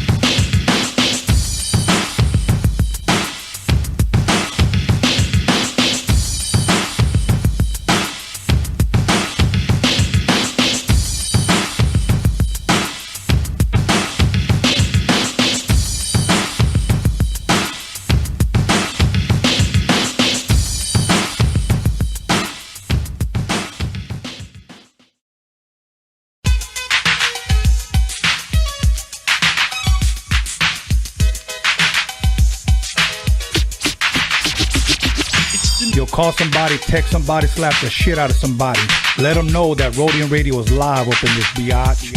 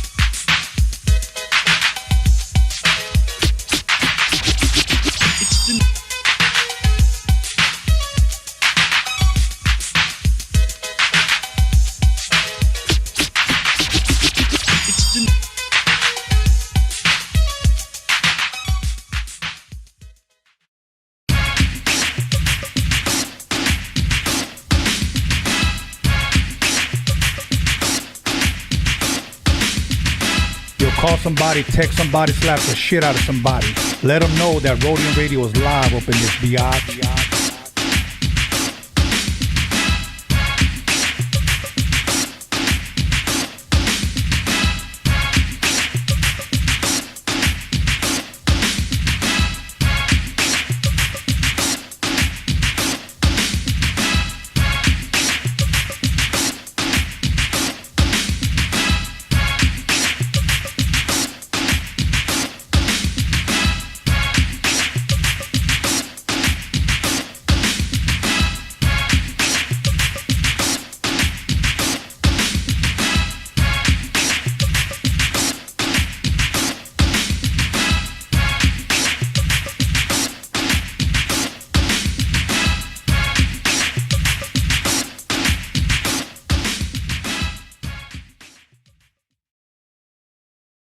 A Rodium mixtape to me was something that was made just for the Rodium. You wouldn't hear it anywhere else. And they would do raps on those tapes that were nowhere else. You know what I'm saying? And they were truly the first mixtapes that we ever heard, you know? And they would shout the Rodium out, and you could kind of tell it was like someone's garage, maybe. The little echo, you know what I mean? completely perfect and polished yet. But that was the beauty of it, that it was so raw that we could feel that shit. And I would just play them shits and draw. That was my inspiration, my motivation to draw. So I always had to have some type of music. You know, if it wasn't the Dynamic Superiors or the Temperies or some funk playing, it was, you know, second to none. It was quick. It was the Penthouse Players, you know, High C. And Tony G was at that time was like a god too. You know what I'm saying? He was out there DJing Latin freestyle parties, and all the girls had their hairspray like a lion and shit, and hickeys on their neck, and man, pushing strollers, and we'd be like, ooh, look at, you know, these parties at La Casa and shit, you know what I'm saying, in downtown, and mini trucks, and beds were folded in the air like transformers and shit in the boulevard, coming up, changing and flipping, and subwoofers beating before the person even hit the corner. You get goosebumps, like, damn, and Elko would bend the corner on Dayton's, and you were like, ooh, that fool's strapped right there. That fool gotta be strapped. Motherfucker had candy ribbons, little Willie ribbons from Compton on the side of his shit. Jerry curl dripping all over his shit. Bent over to the side, bumping that fucking Rodium shit. And he had a tape that only came from right there. And if you didn't know about that place or you didn't live in that area, you didn't have that shit. So that's kind of one up that the harbor area had on a lot of other people. Compton was next door, but that harbor area was ended in Gardena. You know what I'm saying? So, man, those were great times, man. A Rodium mixtape is like a kilo of cocaine. It's like a kilo of amigo powder. You get that shit, you cut that motherfucker open, and you put it in your motherfucking CD player, and you start listening, and you be like, that's dope, shit, this is dope. How you do that? But really, a Roadium mixtape, bro, if you haven't experienced it and you was in hip hop back then, I don't know what the hell you was doing. You done fucked up. A Roadium mixtape is like, it's a kilo of cocaine. Music wise, I'm saying, motherfucker. Man, that's a little tough, but I'll tell you what, it was the best thing ever for me, man. It was just kind of like something you never heard about. And especially West Coast was not getting that shine at the time, you know? So you would go to this place and they would make a custom tape, like, you know? And not knowing what it was just the sound that came out of those tapes that, if I'm correct, you'd have to, like, I would be feeling for those things if it was monthly, if not sometimes bi-monthly, but a tape, it was just a mixture of the latest songs all mixed together. But the intro had like this crazy mix that I at the time I believed that it was like 4 turntables at the same time, but I was like, how the hell are they doing this? Like, was it Superman behind the turntables or something like that? But a mixtape was a real mixtape. It was actually a cassette too, you know, just for the record. Welcome back, everybody, to Roadium Radio, episode 131. And before I introduce my next guest, my special guest, I got to say that Little G, who I was supposed to have here, actually canceled like hours ago simply because he said that he had tested positive for COVID. So that's what he told me. That's what we went with. So usually things like this happen. Unfortunately, things, you know, happen like this, especially during this pandemic. A lot of people are catching this COVID. So he said he didn't mind that I announced it, so I announced it. So, but without further ado, please allow me to introduce my next special guest. This guy is like, don't tell nobody, but he's like low key, like my son. Okay, so anyways, we're gonna go ahead and jump butt naked right back into it with Cujo the Savage. What's cracking? Cujo, your cheeks got chubbier. What's up with that? It's these, man, shit. I haven't been working in a couple weeks, man, and fucking, I'm just getting more lovable by the day. It's getting more lovable, huh? Yes, yes. And this is cuddle weather. Oh, yeah, I'm part chipmunk, so I got my, you know, the fucking cheeks that start coming in. Well, you know, at least you can admit it. Hey, but you know what? I'll start fucking working again, or I'll fucking start doing shit with my life, and then I'll fucking gotta get all sexy again. You 2 weeks. You're gonna bring sexy back. I have brought it back once or twice, so I'll bring it back a third time. Hell yeah, third time's a charm. Hey, really quick, I know it's been a while since we had you here. The last time you were here, Brown Boy was supposed to be here. You came in, and you hit it out of the ballpark. I think like within a week, you had like 27K views. Great Bambino. Big Dick Bambino over here. The Great Bambino. Speaking of the Great Bambino, you ever grow up watching Sandlot? Yeah, I watched that movie. That's a good movie. Yeah, it's a pretty good movie. I watched it in elementary though. For reals? Yeah, they had it on elementary. Oh, I forgot you're my son. So yeah, I used to take you to school, pick you up. So. Hey, my mom. I forgot to bring the pregnancy test. My mom said she tested positive. She's pregnant. She said you were fucking getting up in them 3 pots too much. Just had to let everyone know it's an update. I'm not going to say nothing, okay?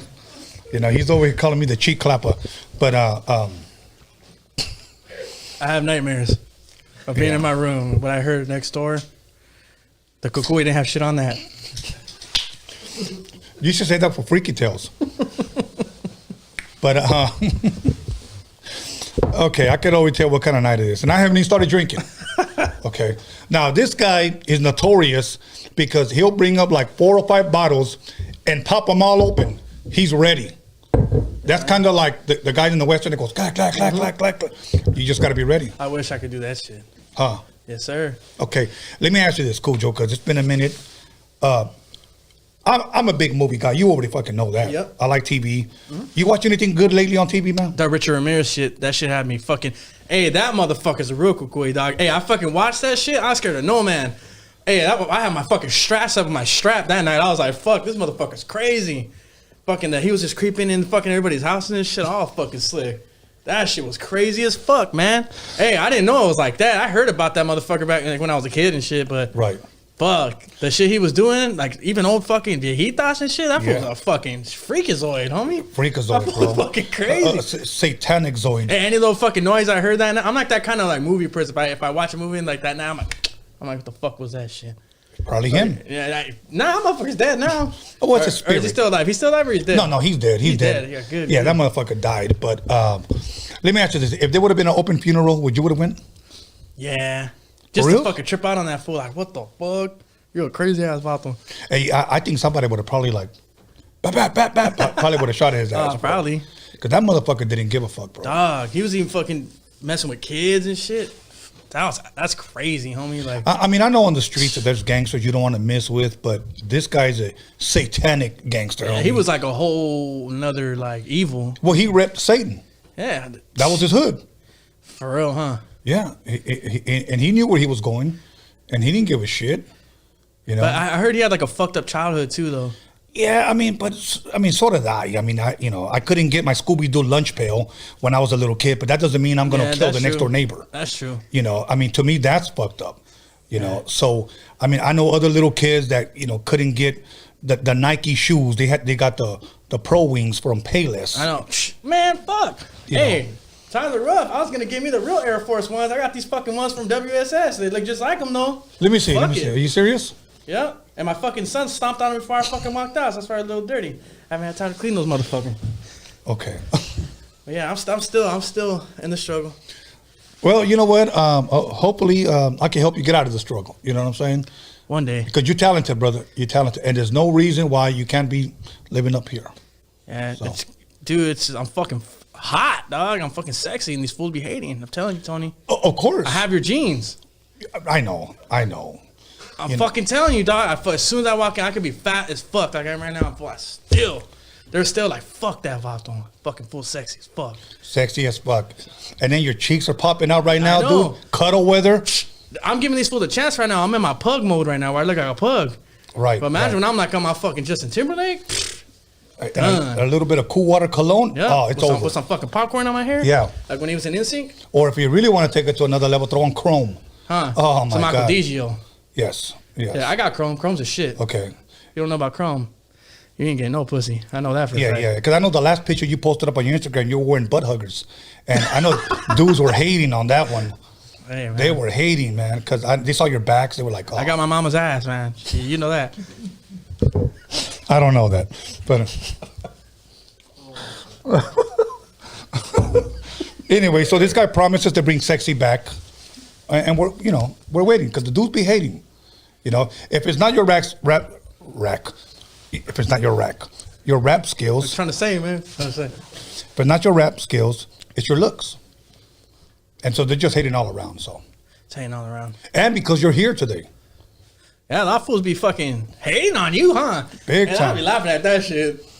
Just because, like, that's the homie. I be laughing like, see, Cujo, fuck you. Yeah. Because you won't get me on here. Fuck him.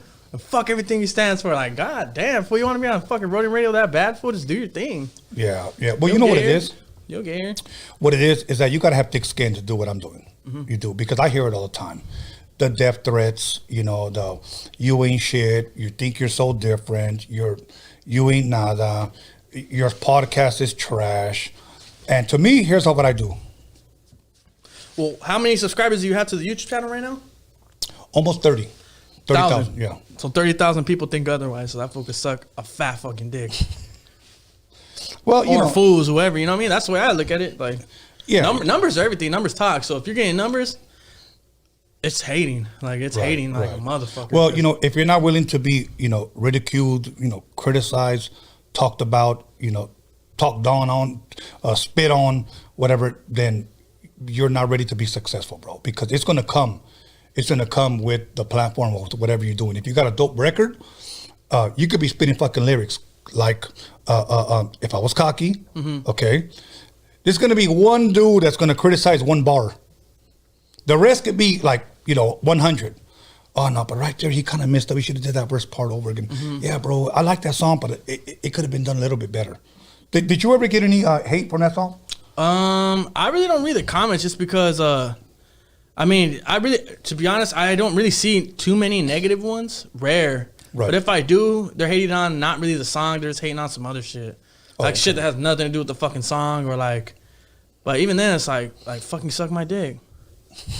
Like that's literally like fuck it, fool. Like, do you ever get like dudes that like, I hate you because my girl thinks you're sexy? Nah, I'm not you, motherfucker. Shit, I ain't as handsome as my daddy. Shit. Okay. If it was like that, I have my own podcast, motherfucking show. Nah, I mean. Okay. Other than Richard Ramirez, because we talked about that scandalous bastard plenty of times. Seen anything else? Anything else? My condolences to the Raiders, by the way. You know what? Fuck you. All right? Leave my fucking babies alone, all right? My condolences, everybody.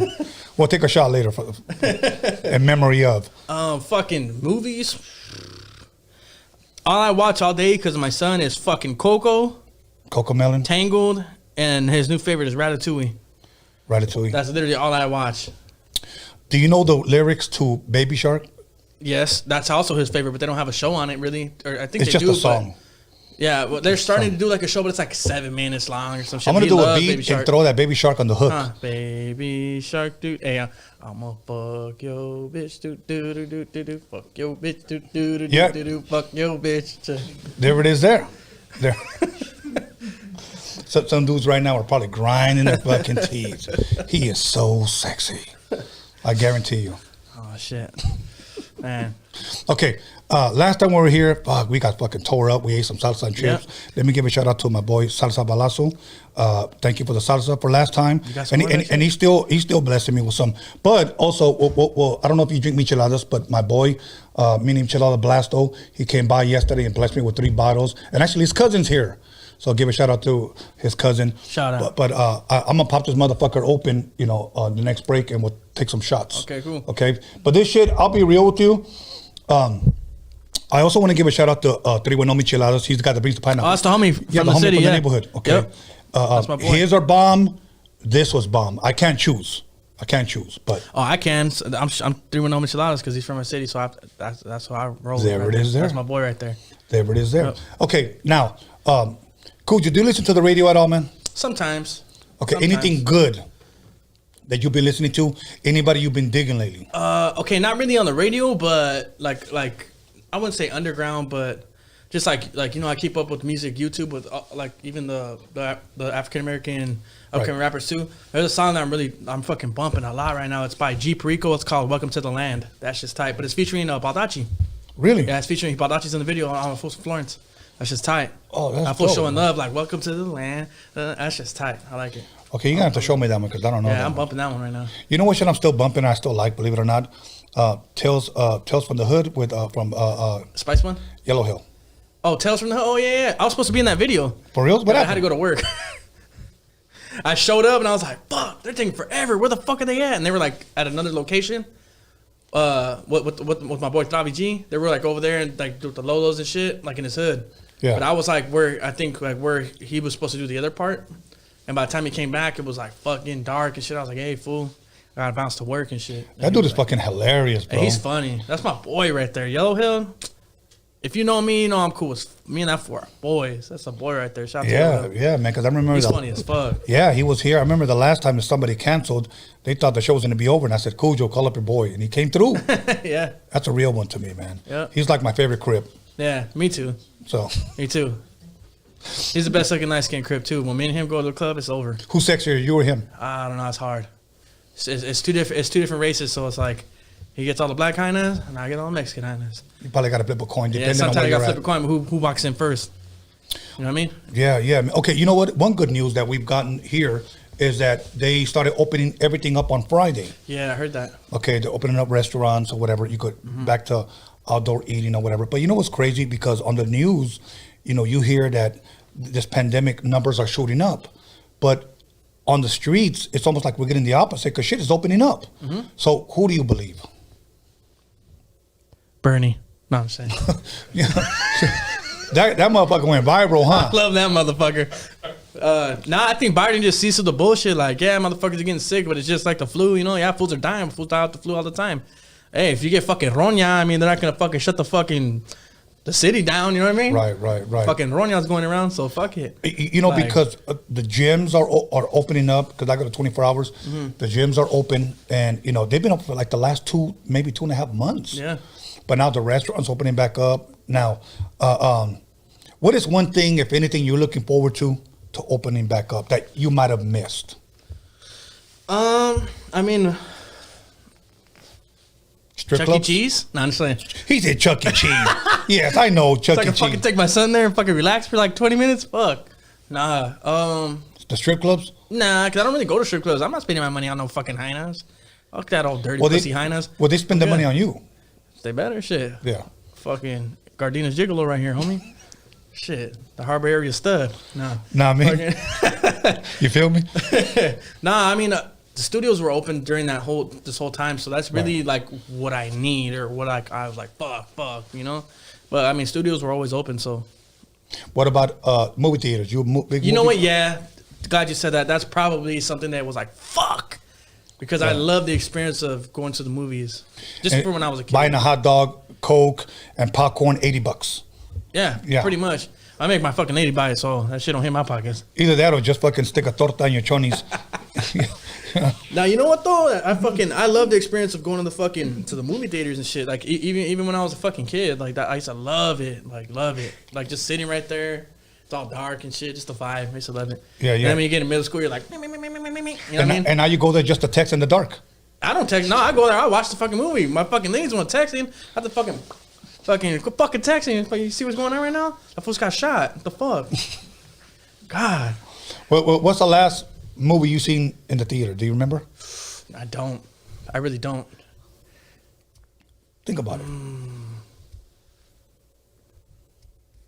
Fuck. It's been a minute, huh? That's how long. It's been a while, dude. That's how long. How long has this pandemic been going? A year? At least a year. Yeah, huh? because I remember it was right after Kobe died when they started announcing it. Probably at the beginning of March, when they were like for sure. Right. And then everybody was on that toilet paper run and shit. Right.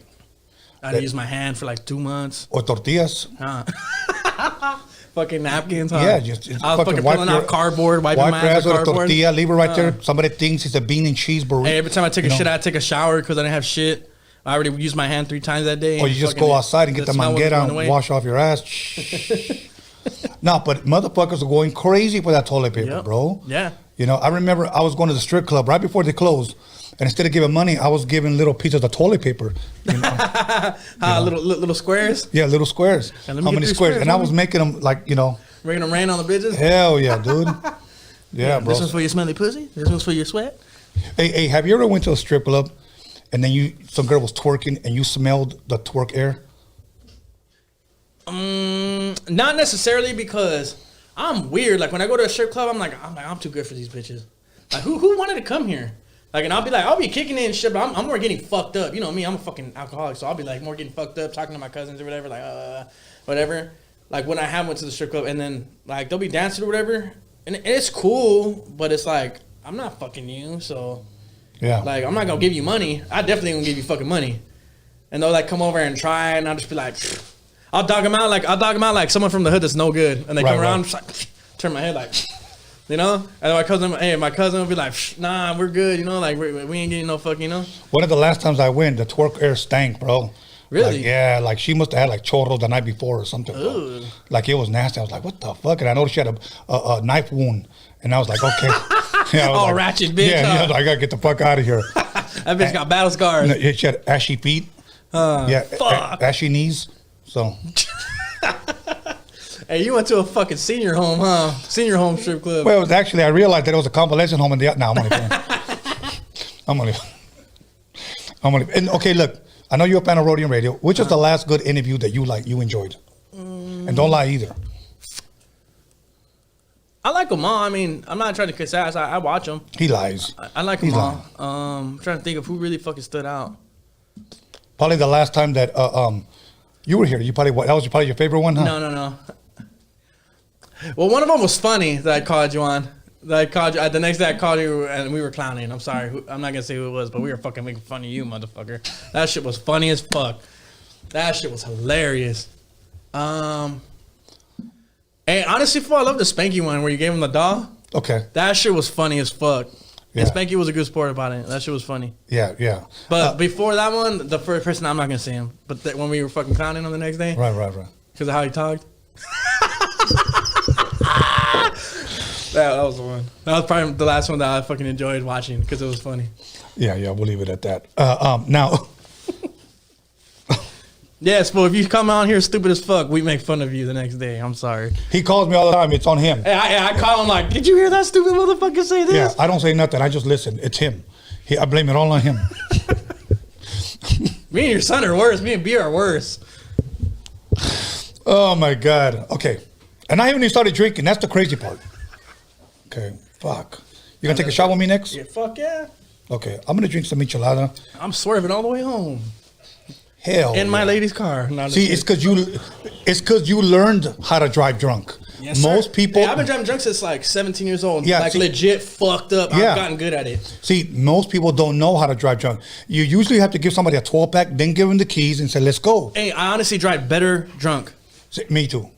And if I'm that blacked out, I won't drive. Because I don't know, like, oh, fuck, I got to stay. I mean, we're not encouraging it. No, but yeah, I mean, fuck, it's LA. Flavor what the fuck. Your daily routine, it has beer in it. Yeah, just don't carry your ID with you. I mean, I do, but catch me if you can, motherfucker. I'm gingerbread man. Yeah, but you still have your 7th grade identification card from junior high school. With the fucking ASB stamp and shit, all that shit.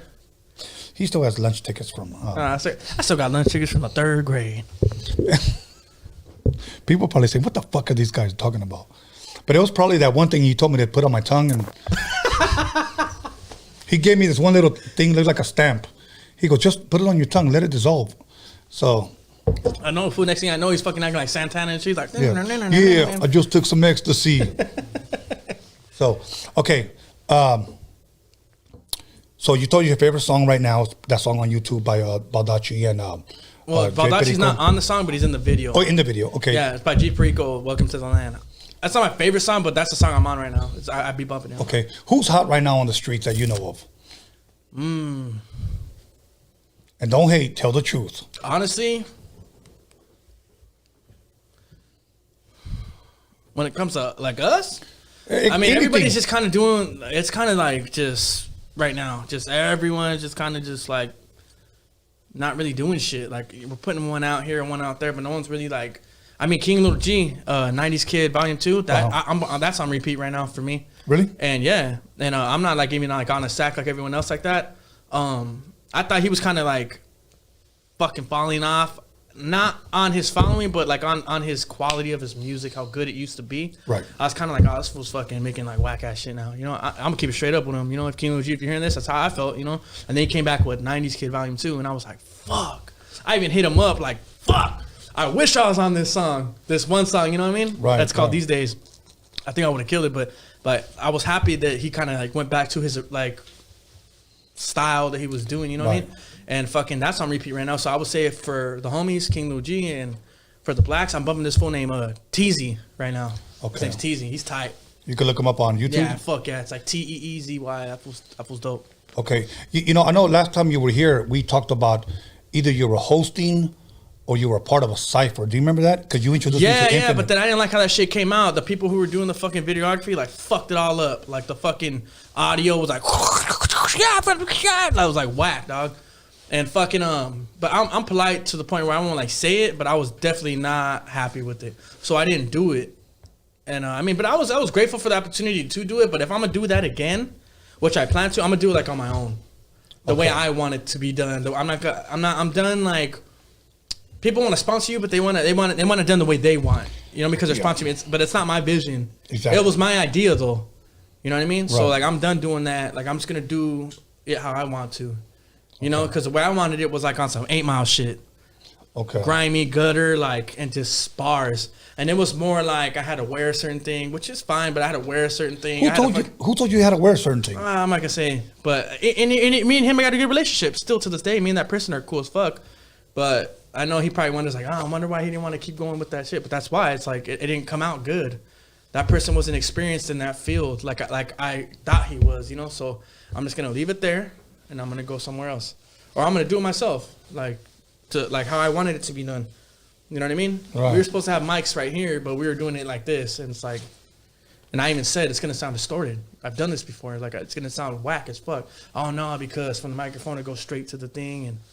I mean, it is what it is. You know, I'm like I said, I was grateful for the opportunity. I'm not mad at them or nothing like that. It just lets me know that they don't know how to do it right. So I know how to do it right. So I'm gonna do it the right way when I'm ready to do, you know, my ciphers again, because my ciphers were originally made to like put people out there, like not necessarily. It's like, hey fool, you're gonna make yourself or break yourself on this motherfucker. So come hard. And if they like you, they're going to follow you. If not, like, I'm not promising you shit. I'm just giving you a fucking limelight right now to just fucking, because if I do it, they're going to watch. Right. Or at least a cool amount of people are going to watch. And just, you know, fuck it. If you want that hard, you come that hard. You'll fucking blow up, or maybe not even blow up, but just get like way more followers than you have, you know? Right. And then you start, you know, now you're on your way, you know? Do a lot of girls show up to these ciphers? As in, like, rappers? Yeah, exactly. You know what? I don't know.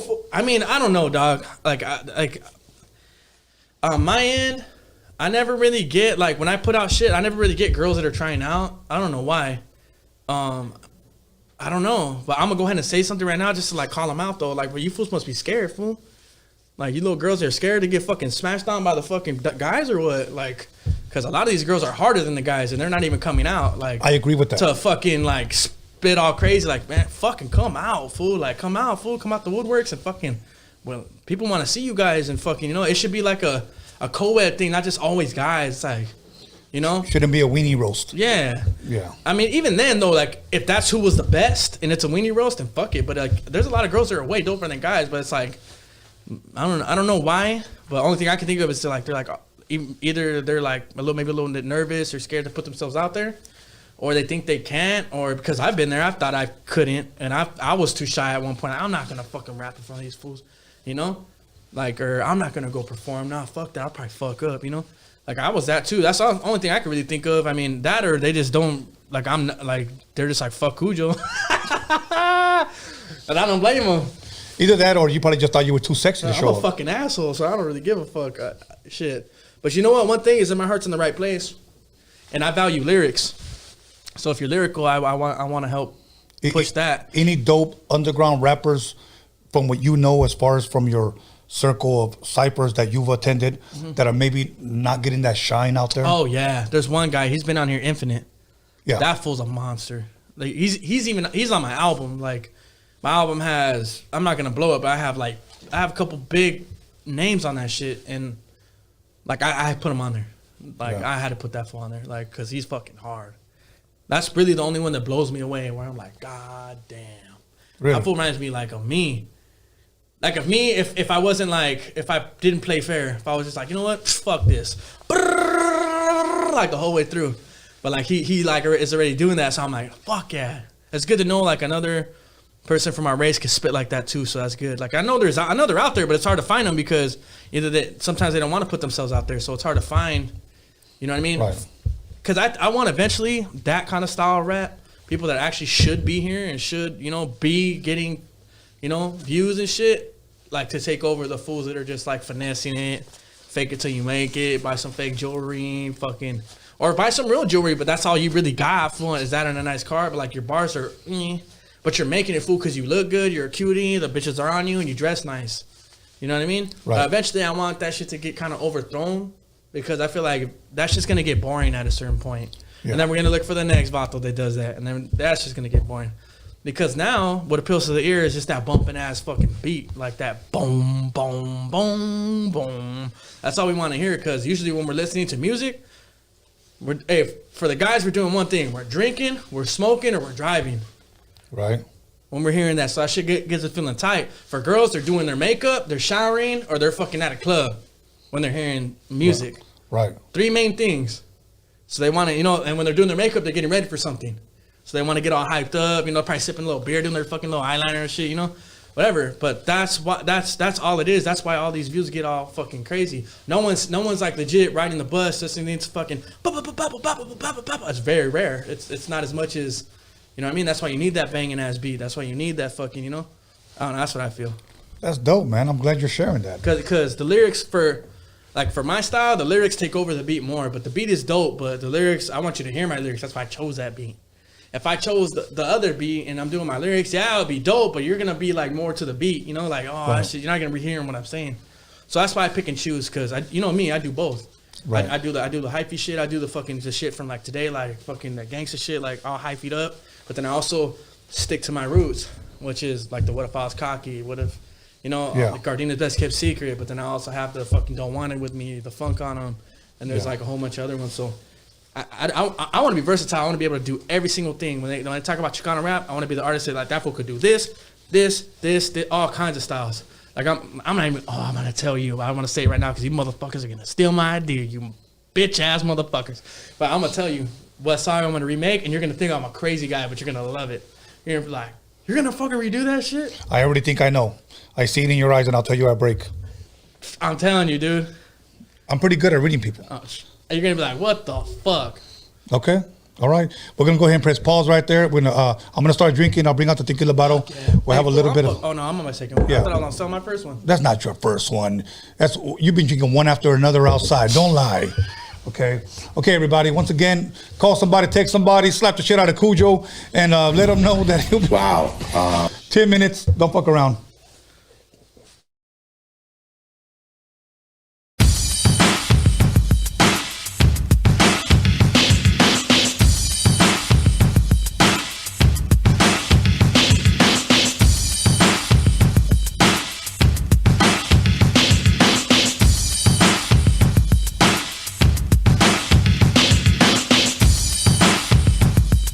You'll call somebody, text somebody, slap the shit out of somebody. Let them know that Rodium Radio is live up in this biatch.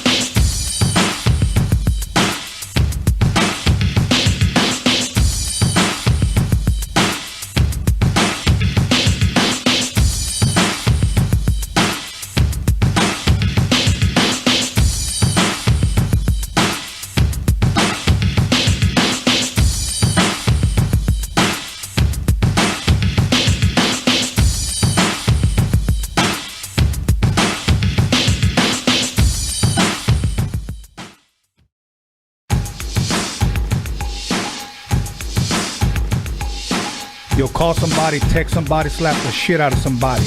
Let them know that Rodium Radio is live up in this biatch.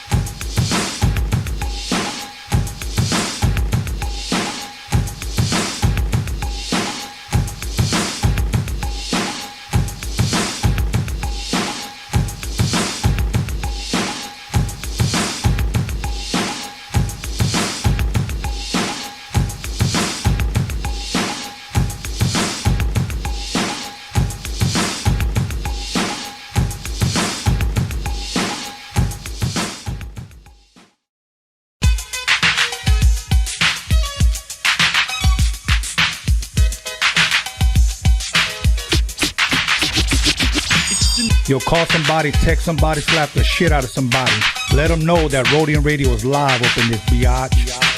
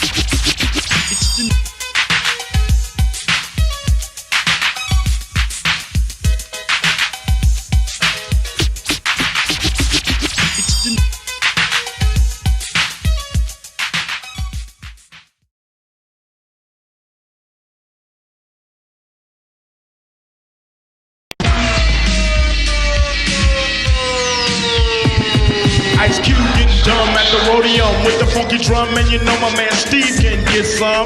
With a fool like Tony A when he plays stupid dope shit by WA. You wanna spray? Dumb motherfuckers, no doubt. And sucker DJ, get the fuck out. Tony A. What did you say your name was? What did you say your name? Tony A.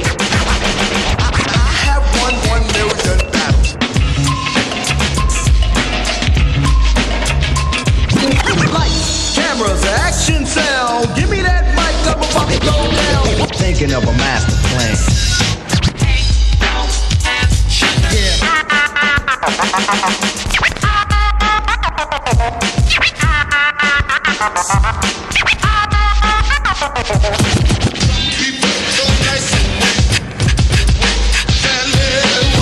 This story's funny. I met this girl and she had money.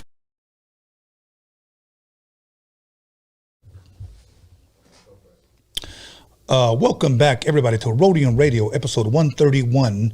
And before we chop it up again with my boy Cujo the Savage, I want to give a couple of shout outs. One of them on behalf of Hazerd, wanted to give a shout out to Breeze.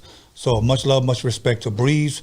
You know what? He had so much going on in his mind, but he reminded me, yo, we got to give him a shout out. So much love, much respect to him. And also to somebody on the live chat, Roberto Hernandez.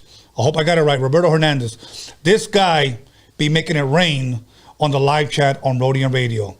This guy dropped 100 on us last time. And like, this guy be like, Tony A, I'll make it rain on the Rodium Radio live chat. So Hey, much I love. got my sister. She's in a G-string fool. For when you come over here, she'll fucking make it rain for you. Yeah, so we're going to go ahead and jump butt naked right back into it with Cujo the Savage, Roberto Hernandez, thank you. And ¿cómo estás? I served you a shot. I don't know if you drank it already. I didn't drink it already. I waited because this motherfucker looks vicious. Okay, and I served myself some, and I wanted to give him a shout out once again to Mini Micheladas, Blasto, for blessing me with 3 bottles yesterday. So I'm gonna drink it. I like to show love where people show me love. You poured your shit in here? No, hell no. I put my shit right here, homie. Fuck. So I'm trying to get out of this motherfucker right now. okay, you don't have to down it. You can. I fuck sip on that. my shit, homie.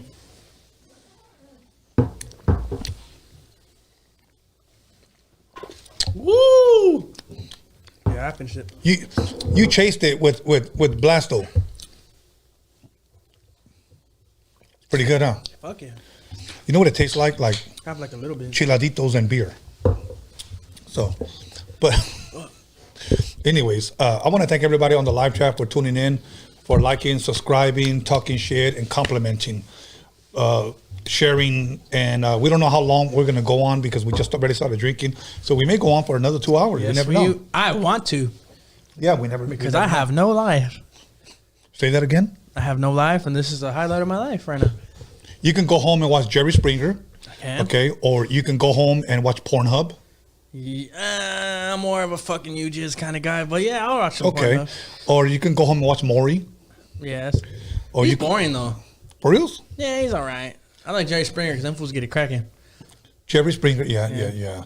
I would hate to go on Maury and him say, "You are the father," and then Cujo comes running out. I knew it.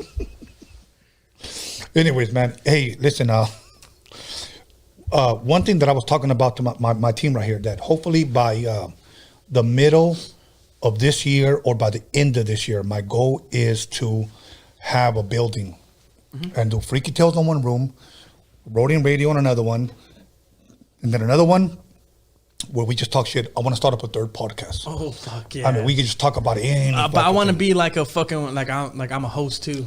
Okay. Like it's a circular table where it's you, me, Yeah. fucking, and someone else who's like funny as fuck. Just submit your request to rodiumradio@gmail.com and we'll look at it. Somebody will get back to you via email.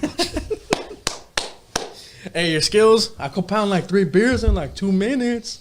Nah, I mean, now you know what we could be doing? Those bongs live. Fuck yes. And at the end, if they give a fucking shitty ass interview, we put a picture right there. Pound that motherfucker, you get Yeah, sucked out on the way out. because that shit was whack, homie. Yeah, that shit would be hard, bro. Hey, I want to be if you do a 3rd one like that, I want to be on there like Hell every yeah. time. You know what my goal is host. to have on Freaky Tales, believe it or not? Elvira, Okay. Mistress of the Dark. I want to have her so bad. She probably has some crazy shit. Yeah, Huh? yeah. Oh man, You know, I want her here for 2 reasons. Why? If you have to ask that, you don't know what a viral looks like. But we'll leave it at that. I'll show you a picture later. Oh, you know what I'm thinking? I think you're talking about Elvia, the singer. That's what I thought you were talking about. No. Elvira? Who the fuck's Elvira? That sounds like fucking Frankenstein side hyena. That's like Elvira.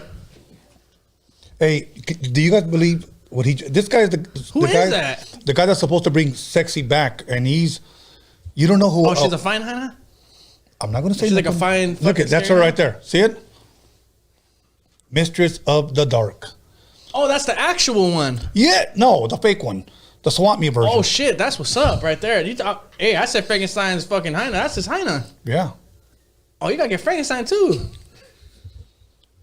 Fuck that. She ain't shit without him. No, I'm just kidding. Cujo the Savage. Hey, that's man. dope. Look, that's her right there. So. Oh yeah, she was bad back in the day, huh? She got her hair all fucking pompadoured up like a chola and everything. That was the first chola, bro. Hey, like Kiss met Wilmas. Yeah. Like with her fucking hair like Yeah, that. exactly, bro. Exactly. Okay, now stop lusting and give it back to him. Okay, Cujo. You're going to have to give it up right now. You were supposed to have an album dropping. Yes, but we want to add more. Okay, what happened? No, it was supposed to come out, but then... No, walk us through it. Take your time. So... It was supposed to. It still is coming out. No, I'm not. It was supposed to come out, but the reason we're lagging is because we want that shit to be like as good as possible. So, right now it's kind of on me, and but without me, I'm not working at the moment. So it's like, all right, cool. Now I have time to actually do my music videos. I'm gonna do 2 music videos, maybe 3, and then we're gonna drop it. But we don't want to rush it because it's like, rush it for what? Like, yeah, I know everyone's waiting, but like, nah, I want to put out something really good, you know? So like, we'll have 10 songs, right? But they're like, fuck it, fool, this shit is like banging. But we need like there's already like legit 3 hits on that motherfucker. And like 5 songs that are like dope ass songs. Like, right. Not even fillers. You don't even call them that. They're like better than that. Right. And then there's like 2 fillers. And then but they're like, fool. Try to get rid of those fillers. Yeah. So they're like, the fillers were on times where I just wasn't feeling it those days, and I just wrote some whatever shit. So they're like, pretty much like what you said, like, give us like 3 more hits. Right. So we can have 6 hits and then 5 songs that there might not be hits, but they're fucking dope, and people are gonna love them. Is that the album you emailed me? Yeah. So some of those aren't. Oh, really? Because I already pressed it up on CD and sold them at the Swamp Meeting. Fuck it. Are you okay? Fuck it. Hey, that's a Rodium Radio edition. Yeah, no, I'll give you half. What'd you think of it? I'll give you half. I got the $10. I'll give it to you after this. What'd you think of it? I liked it, man. It's. I will say this. I will say this. Not because you're my son, but you want to be more lyrical and stick to that? No.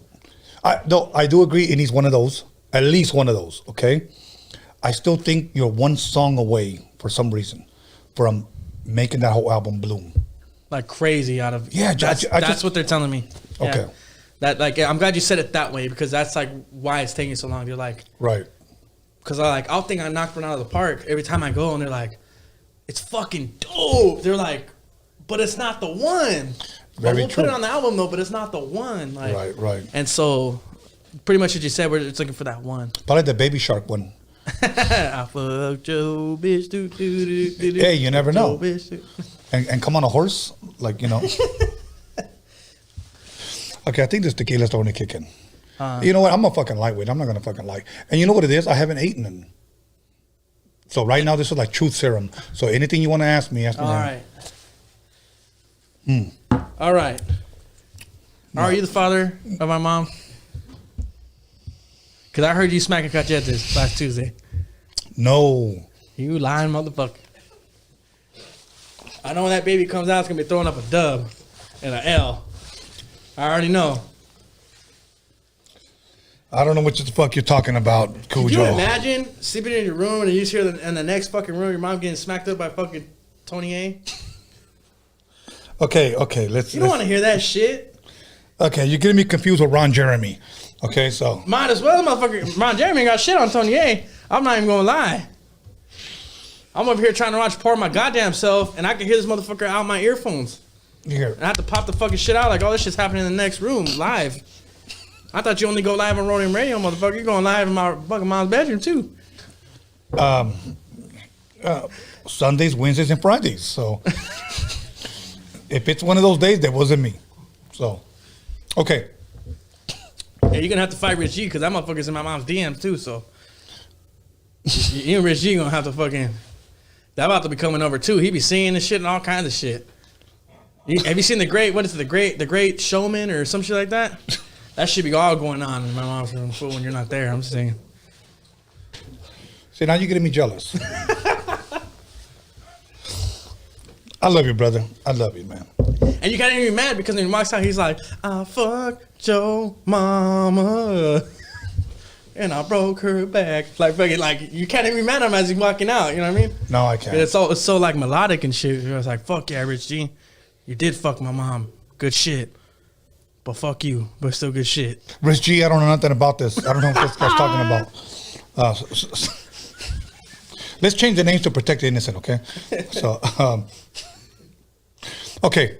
I'm the best fucking guest on this motherfucking show ever. You know there's people hating on you right now. I don't give a fuck. So they're not fucking part chipmunk. That's why. You know what they're saying? That's his third time. I know. I haven't been on here once. That's what they're saying. What would happen if you check your DM right now? With a fucking screamo album like, fuck Tony, yeah. What would you do if you check your DM and like, fuck you, motherfucker? Send a picture of my dick. For reals? Like a real one or a fake one? No, but like I'm lifting up my cock so that like, and I'll just be like pointing at it like, lick here, bitch. That's what I'll do. Lick here. I should tattoo that shit on my dick, huh? Lick here, like under it. That should hurt like a bitch. But fuck it. Just for the okay, I'm not trying to get perverted. I'm not. I'm not there yet. Maybe one more shot. No, but you know what? There's something I can help you out with, okay? No disrespect to our audience, but I found out I'm not there yet. I'll say it. No, fucking say it. All right, take another shot then. No, bullshit. He already fucking, he jumped the gun like, oh, nah, you gotta do it now. You gotta do it now, Tony.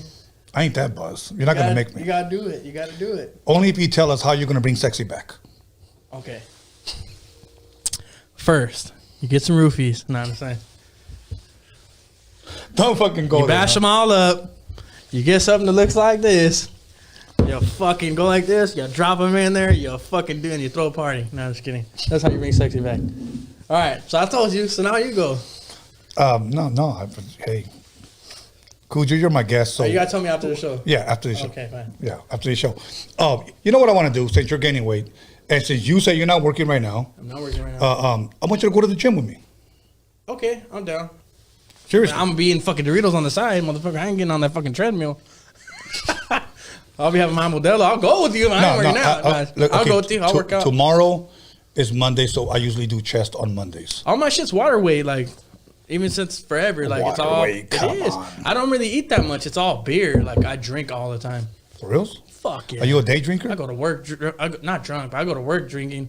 Like on my way there, I fucking come. Like it depends when I get off. They let you work that way at Subway? They don't fucking know. Oh, no, okay. no, not Subway. Oh, okay. I'd be like sexy. I was about to work the Subway. You seen that nigga Jared?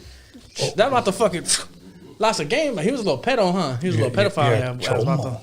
But fucking, no, man. It depends what time I get off. If I get off past 6, I'm going to 7-Eleven, buy myself a 24. So KFC actually pays that good? No. Not KFC, because I'll get fired for stealing all the chicken sandwiches. Okay. Wendy's? No, I don't like redhead bitches.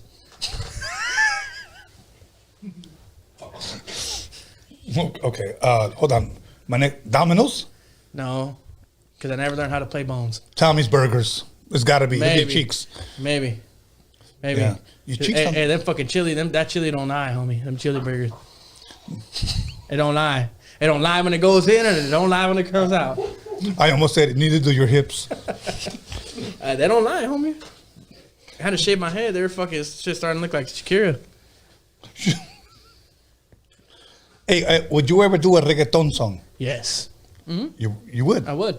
Now, even though Chicano rappers may call you a sellout? I don't give a fuck. Suck my dick. Lick it. Here. That's when I'll send a picture of my dick. That's it. Lick here. I don't care. Like, who's going to hate? like straight up, man, it sounds like ignorant probably, or like, who the fuck does he think he is? But like, fool, half the fools hating, I'm fucking better than you. Shut the fuck up. Like, followers don't matter. Like, bar for bar, let's go, fool. You get murked. Shut up. Don't hate on me, bitch. Like, now you could talk like that because lyrically you can back it can't up. fuck with me. Like, but I'm not, you know me, I'm not cocky. I fuck around like that. I joke around like I'm a cocky guy, but I'm not a cocky guy. I'm actually really humble and really level-headed. You're just confident. Yeah, I'm very confident, but I know dope fools when I see one. But half of the fools that do hate are garbage. So, I mean, they're okay, but it's like, who are you to hate, fool? Like, even if they have more followers than you, even if they have, like, who are you, fool? At the end of the game, are you gonna be above this level? Are you gonna be above 500? Or are you gonna still just be? I mean, let's be you know honest, what I mean? Cujo. Half of these guys that have that many followers bottom. Okay. Yeah, or it's just their looks. For when it comes to guys, it's the same thing as girls, I guess. But when it comes to dudes, I know it's just like, if you're like a fucking, you know, you're handsome and shit, like, you get a lot of followers, fool, just the way you dress, eat up. But you ain't doing nothing. You ain't done shit in the streets. You ain't doing nothing with your music. I mean, yeah, your videos are getting like cool amount of numbers, but you're not really like hitting people right here. Right. Like, when you go out, people recognize you, but it's more like people like recognize you for not music, something else. You know, I get recognized for music. You know what I'm saying? Yeah. When I go out, they're quoting my lines. They're fucking, and it's not even that full about me. It's just because there's other homies that like Bozo. There's other homies, fucking, that they quote their lines when we're out, because I'm with them when we're out and about. And right. the fools are like, "Hey, my boy, I love that song you did." Like, we're getting me and very few others are getting like recognized for fucking art. Yeah, like, I don't know. That's just like, suck my fucking dick. Fuck you guys. Like, I get recognized for my craft. So, you know, I'm not a fucking, you know, I'm a sexy ass vato, but I'm not like a fucking, like a straight model taking pictures all fucking, you know? Right. And that's cool. Good shit to you guys, you know what I mean? But like, those are the fools that are usually hating, you know what I mean? Like the fools that don't have like a hitter here and there, but you're not a fucking lyricist, fool. Like, at the end of the day, you get embarrassed. Like, very bad, fool, like badly. But that's only like, I've seen fools like Tony. I've seen fools like fucking talk shit on each other, and I'm just like, this fool's gonna smash this fool's out the box. And this fool's like, I'll fucking out rap you, and my numbers and this and that. It's like, battle. Fucking like, finish him. Like, I wanna finish fucking him. Yeah, I wanna have like a fucking like, fuck yeah, battle. You motherfuckers battle right now. You know? Fuck it, write it before. I don't give a fuck, make it even better. Fuck you motherfuckers battle, like, you know? But no one's gonna do that because they're too nervous. Hey, honestly, motherfuckers like me, Misfit, I'll even say the other fool's name, FKM, shit, they're Infinite, motherfuckers like us, who's fucking super lyrical right now? Like, there's a couple of vatos that are fucking like, fool, you fucking put us to the test, we're going, fool. And we're aiming for your neck, like bad. Like, we're fucking... And after you cut off their head, you could say, "Are you not entertained?"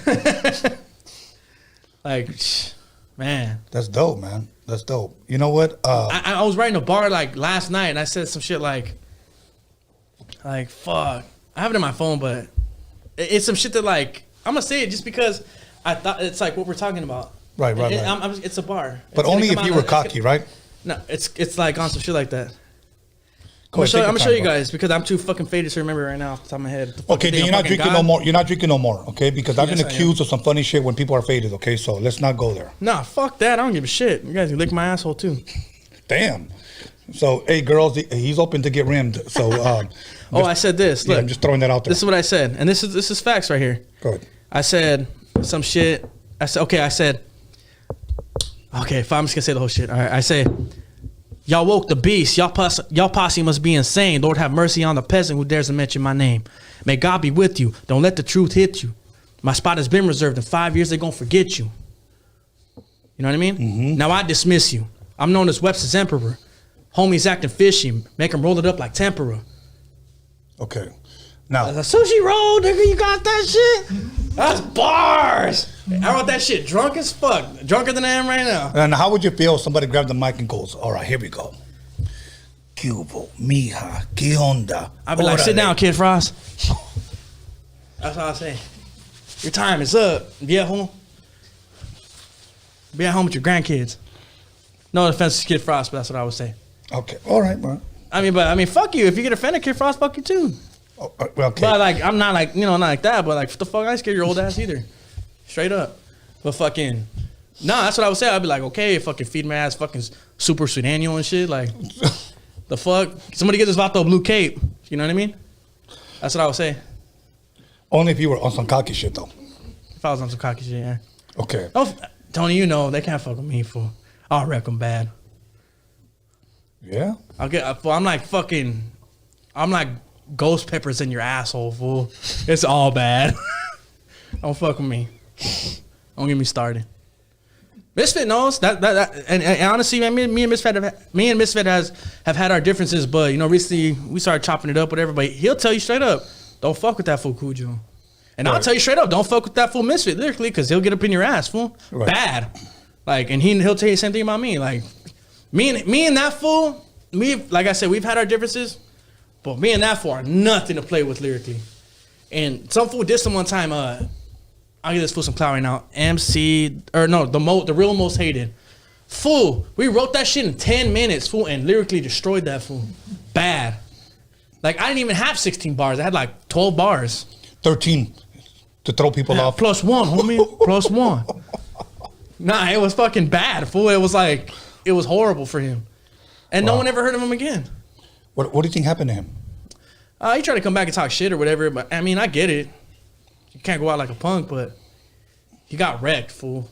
Yeah, right. Yeah. Well, when we're talking rap, if you can't come with it, don't speak. Like I can't come with it because I don't fucking rap. Even then, I'm nice. Like that's why Misfit said. You remember when you told me like, yeah, I seen what he put, and I was like, yeah, that's true, because that fool was like, this fool Kujo's playing with you, fool. That fool knows. It's true. I'm playing around. Like, I'm not even like on the what if I was cocky, overkill, the one I'm about to, I'm not even giving like 100% because I would be disrespecting a lot of people if I was. And they would get mad. It would just be all bad. Or I would just be rubbing a lot of people the wrong way. Right. Because me and Misfit, I'm not even trying to like be like, oh, me and Misfit. Hey, we're chopping it up, getting to where we used to be, but we both know each other. Like, we're the last two motherfuckers you want to battle straight up. Like, I mean, fool, oh, well, let's battle right now. Like, nah, fool, like, it's just gonna be all bad. It's gonna be all bad. Like, fuck it, man. I mean, but like, honestly, FKM, he's another one you don't want to battle. Mm-hmm. That fool's gonna wreck you, dog. Like, Infinite, like those names I said, those are fools you don't want to battle, fool. It's gonna be really, really bad. Like, because we're just off the, like, we're that good, fool. Like, and that's why I'm like, we should be like on the top, dog. Like when it comes to like views and motherfuckers, that's real hip hop coming from our people, like real hip hop. Okay, not this fake ass shit, I'm gonna ask you that. Lamborghinis and all that shit. Fucking wish I had a Lamborghini, fool. I'll jack off in that shit. Okay.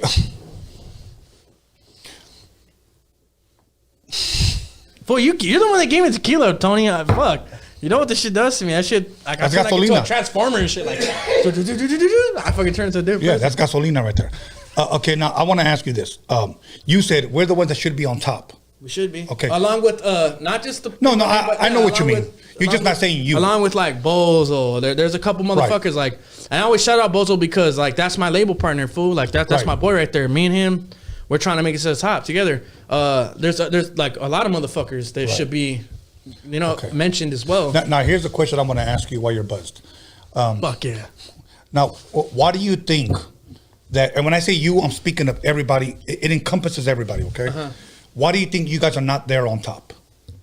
Because I'm not gonna say that we're selling now, but we're not gonna like honestly, the fools who are acting black, whatever, or rap black, like those fools skyrocket, dog, because the blacks recognize that. Now, I'm just gonna keep it real, fool. That's what it is. But the ones that keep that straight homie, look and mentality and shit, we're like, it's like we're hitting the fucking surface. So it's up to us. I mean, myself included, I've already witnessed this, so I'm already making a transition, not to be like them, but to be like in the middle, to where I'm for everybody. You know what I mean? Okay. But a lot of us need to realize that we're like, we need to be in the middle to where they can like us and our own people can fucking fuck with us too. Right. And we could fucking, that's a bigger network. That's a bigger Now what do you call it? Like a bigger, like for more. A bigger platform. Yeah, for more revenue and all that shit. Right. It's Now this may be a cheap example, but when you say those that are pretty much, and I want to use your words. Correct me if I'm wrong. Those that are maybe trying to act black, like what you said. They are. Okay. And nothing's wrong with that. Right. No. Don't make it like I'm a racist fool. I'm not, because I have a lot of black homies that are fucking solid as fuck, and they're Crips and Bloods. They're cool. Right. Like fucking, but it's just that them fools grew up in a Mexican neighborhood, or don't, you know, them fools, like you're just doing it for the video. Once that video's over, fool, you're acting a different way. Right. So is it safe to say, kind of like, and again, this is a cheap example. Is it kind of like the Little Pumps and the Tekashis? Kind of. Yeah. Okay. Like those kind of fools, but I mean, you know what? But there's people in our genre that are trying to do it. They're trying to like fuck with it, and fucking they're just doing too much. But even then, fuck all that shit. For even then, like to each their own. But all I'm saying is, those fools are getting views because it's something that's like it's what do you call it? Like they can recognize it. Like it's something familiar. So it's a little bit easy to fuck with the ones that are doing that on our side, because and that's why those fools are getting a gang of love. You know what I mean? Right. Rather us, there's tension, fool, from the streets, the pen, everything. There's tension, so they're like, I ain't gonna fucking listen to no essay. You know what I mean? Like, fuck them fools. I mean, I fuck them fools, but like, kind of fuck them fools, you know? But, and that shit needs to stop, because, I mean, I'm not even getting into all that. All I'm gonna say is, like, we both do, even them, even the blacks, a middle, like, lane, to where, like, you fools fuck with us on the music, we fuck with you fools on music. Because if Chris can fuck with Bloods and Bloods can fuck with Crips, then you know what I mean? Yeah, it'll be. And you guys can fuck with essays too, fool. Yeah, it'll be a beautiful. You know what I mean? And honestly, all of us are grateful to be like have an opportunity like that to you know what I mean? To come together. Yeah, to come together. Yeah. Like because it doesn't happen all the time. So it's dope when it does happen. And I mean, I love to see it. Right. I think it's dope because the music is always banging. You know, it's always like hell yeah, like two different, you know, sounds and shit. You know, one thing that I always get love for, and I'm thankful for it, for the people that recognize it. Because it's just the way it was. When I made High C, I was still a teenager. I was 19 years old. Mm-hmm. And as far as I can remember, as far as rap is concerned, that is still, or if not one of the first, if not the first album that had a black and a Mexican on it, bro. Mm-hmm. I agree. And from what I hear from OGs and shit, that was the first. Yeah. I'm just keeping it real. Yeah. That was the first of the black and brown. Yeah. You know, that was the first. Yeah, and to me that's a beautiful thing because I like to see that. That was Cypress Hill, no? Yeah, Cypress Hill. Lighter shade brown. Because didn't they have that one hyena? She was black, no? Yeah, Shiro, yeah. And that was it. But you know what's funny though? And brown side. Yeah, brown side. It was easy. Yeah, that was it. And all that was in the 90s, and that was a beautiful thing, and it was working. Yeah. And it was working. And I do think we need a little bit more of that. I know some people would disagree, but I don't care about what people disagree. Yeah, I feel you. You know, but I think it'll be a dope thing, man. Like when you did that song with Yellow Hill. Mm-hmm. That's my boy. Like that's a dope what I'm saying. Song, man. He's a Crip, and that fool has love for like the essays. But he's super like loyal to his Crippiness, you know what I mean? Like that fool is a real ass fool. That's my favorite Crip. Yeah, hey, and even he knows I'm a real ass fucking essay, like, and we fucking know it, so that's why we fucking click so well. Yeah. And like, fuck, every time I go with that fool Yellow Hill, it's fucking fun. Like we have fun, dude. Yeah. Like that's my boy, fool. Like I even go as far to say that's like a brother to me. Yeah, that straight dude, up. Yeah, he's got mad love for Raza, bro, and he shared it when he was here, bro. Mm-hmm. You know, and that's why I told him you always have an open door when you come here, you know, because he's half and half. You know what I'm saying? I mean, I got nephews and nieces that are half and half. Yeah. You know, and I have an aunt. You know, it's half and half. I have an aunt that's full black. Yeah. You know what I mean? And even in my city, the city of Gardena, like fucking blacks and browns, they're like we're not together, but we're very mutual with each other because everything's all like migrated into like, you know what I'm saying? Especially nowadays, you know what I mean? Yeah. Like growing up, the parks were like, if you went to the park, fool, you're gonna play ball with the negros. Like just play ball, fool. Like everyone knew. Like where you from? I'm from Payback. Where you from? I'm from Shotgun. Like where you from? I'm from T13. Where you from? I'm from Dogtown, homie. Like all right, we play ball. You know what I mean? Like it's like a whole like. You know what I mean? Like there wasn't really any. I mean, from my perspective, I know there is because it depends on the individual. But like I grew up with black people, and I have love for black people. Yeah, you know what I mean? All have. Like to me, it's like the same shit, fool. Like legit, we have the same struggles and all that shit. But a lot of homies, especially homies, don't see it that way. You know what I mean? And you fools can kiss my ass. I'm sorry. Like I'm not racist, homie. I'm not racist, and I grew up around a lot of black homies are solid as fuck. You know what I mean? I'm glad just you like said a lot that. of Mexican homies are solid as fuck, fool. Yeah, I know brown shooters and I know black shooters. You know what I mean? And it's funny because when we party, them fools straight get along good as fuck. The craziest ones you think wouldn't get along, super click. Hell you know yeah. what I mean? And it's the ones that ain't, that are foo that are like, you know what I mean? Or what's up, man? Fucking like them fools are, you know, it's the fools that ain't even drop shit. You fools ain't even nothing, you know? Those are the ones that don't get along. But the ones that are actually really the ones, that they always get along because they recognize real, you know? Yeah. And that's all that matters at the end of the day. I think that's important what you said. Real, recognize real. Mm-hmm. You know when I experienced that, believe it or not, in the late 80s, early 90s, where my record was doing well, and I would go to like out of town parties, and believe it or not, sad to say, I won't say where, but there were Mexican dudes that were tripping on me, okay, tripping on, and believe it or not, blacks are the ones that told me, we got you, homie, and that's who you came with. Yeah, you know, That's what I'm saying. And I was like, fuck, you know, my own people turned against me, and then there were other places where Raza had my back, you know what I'm saying? So it differed wherever you went, you know what I'm saying? But I have always preached unity, especially here on this platform. Yeah, Black and brown of course. unity, Raza unity, but we need to get along with each other first. You know what? I feel like especially musically, we're on the way there. That's good, man. We are on the way there. And a perfect example is the song I said earlier, "Welcome to the Land." By the, you know, like it's a whole little thing, but it's by G Perico. That fool has Baldacci. Yeah. That fool straight has Florence, like Florencia, in his whole video. Yeah. That's love right there. Yeah. You know what I mean? And shout out to the homie Baldy, like that's the boy right there. But that's, to me, I was proud to see that because that's like that fool shouting. Not even like he's shouting us out, my boy. It's just more like he's recognizing. Yeah. He's recognizing like the levelness. Like we gotta show love to the essays, fool, because they're coming, fool. And if we don't show love now, then we can't show love later. Right. We gotta show love now, and so we can always be a, you know, like something that we're like a moving force, dog. It's like the riots. We came together. We were a moving force. Well, we can do that shit in music too. Everybody get paid. Everybody get paid. Hell yeah. You know what I mean? Big Hell time. We all got families. We all struggling. I'm struggling still. I'm a hustler, fool. Like my cousin Looney, he's even more of a hustler. But he every time I'm with him, I hear him talking. I was like, fuck, fool, I need to get on my tip. So I'm always trying to hustle, like whether it's features, whether it's anything, dog. Like fucking motherfucker, we ain't rich. We're still trying to do our thing, dog. Like whether it's somebody wants me to do an album for him or somebody wants me to do a music video for him, like I'm always like trying to hustle my craft, and I mean hustle in a good way, like like people. I'll DM somebody who didn't even ask me, like, hey, fool, I'm doing features, da da da, and sometimes they take it the wrong way. I don't give a fuck.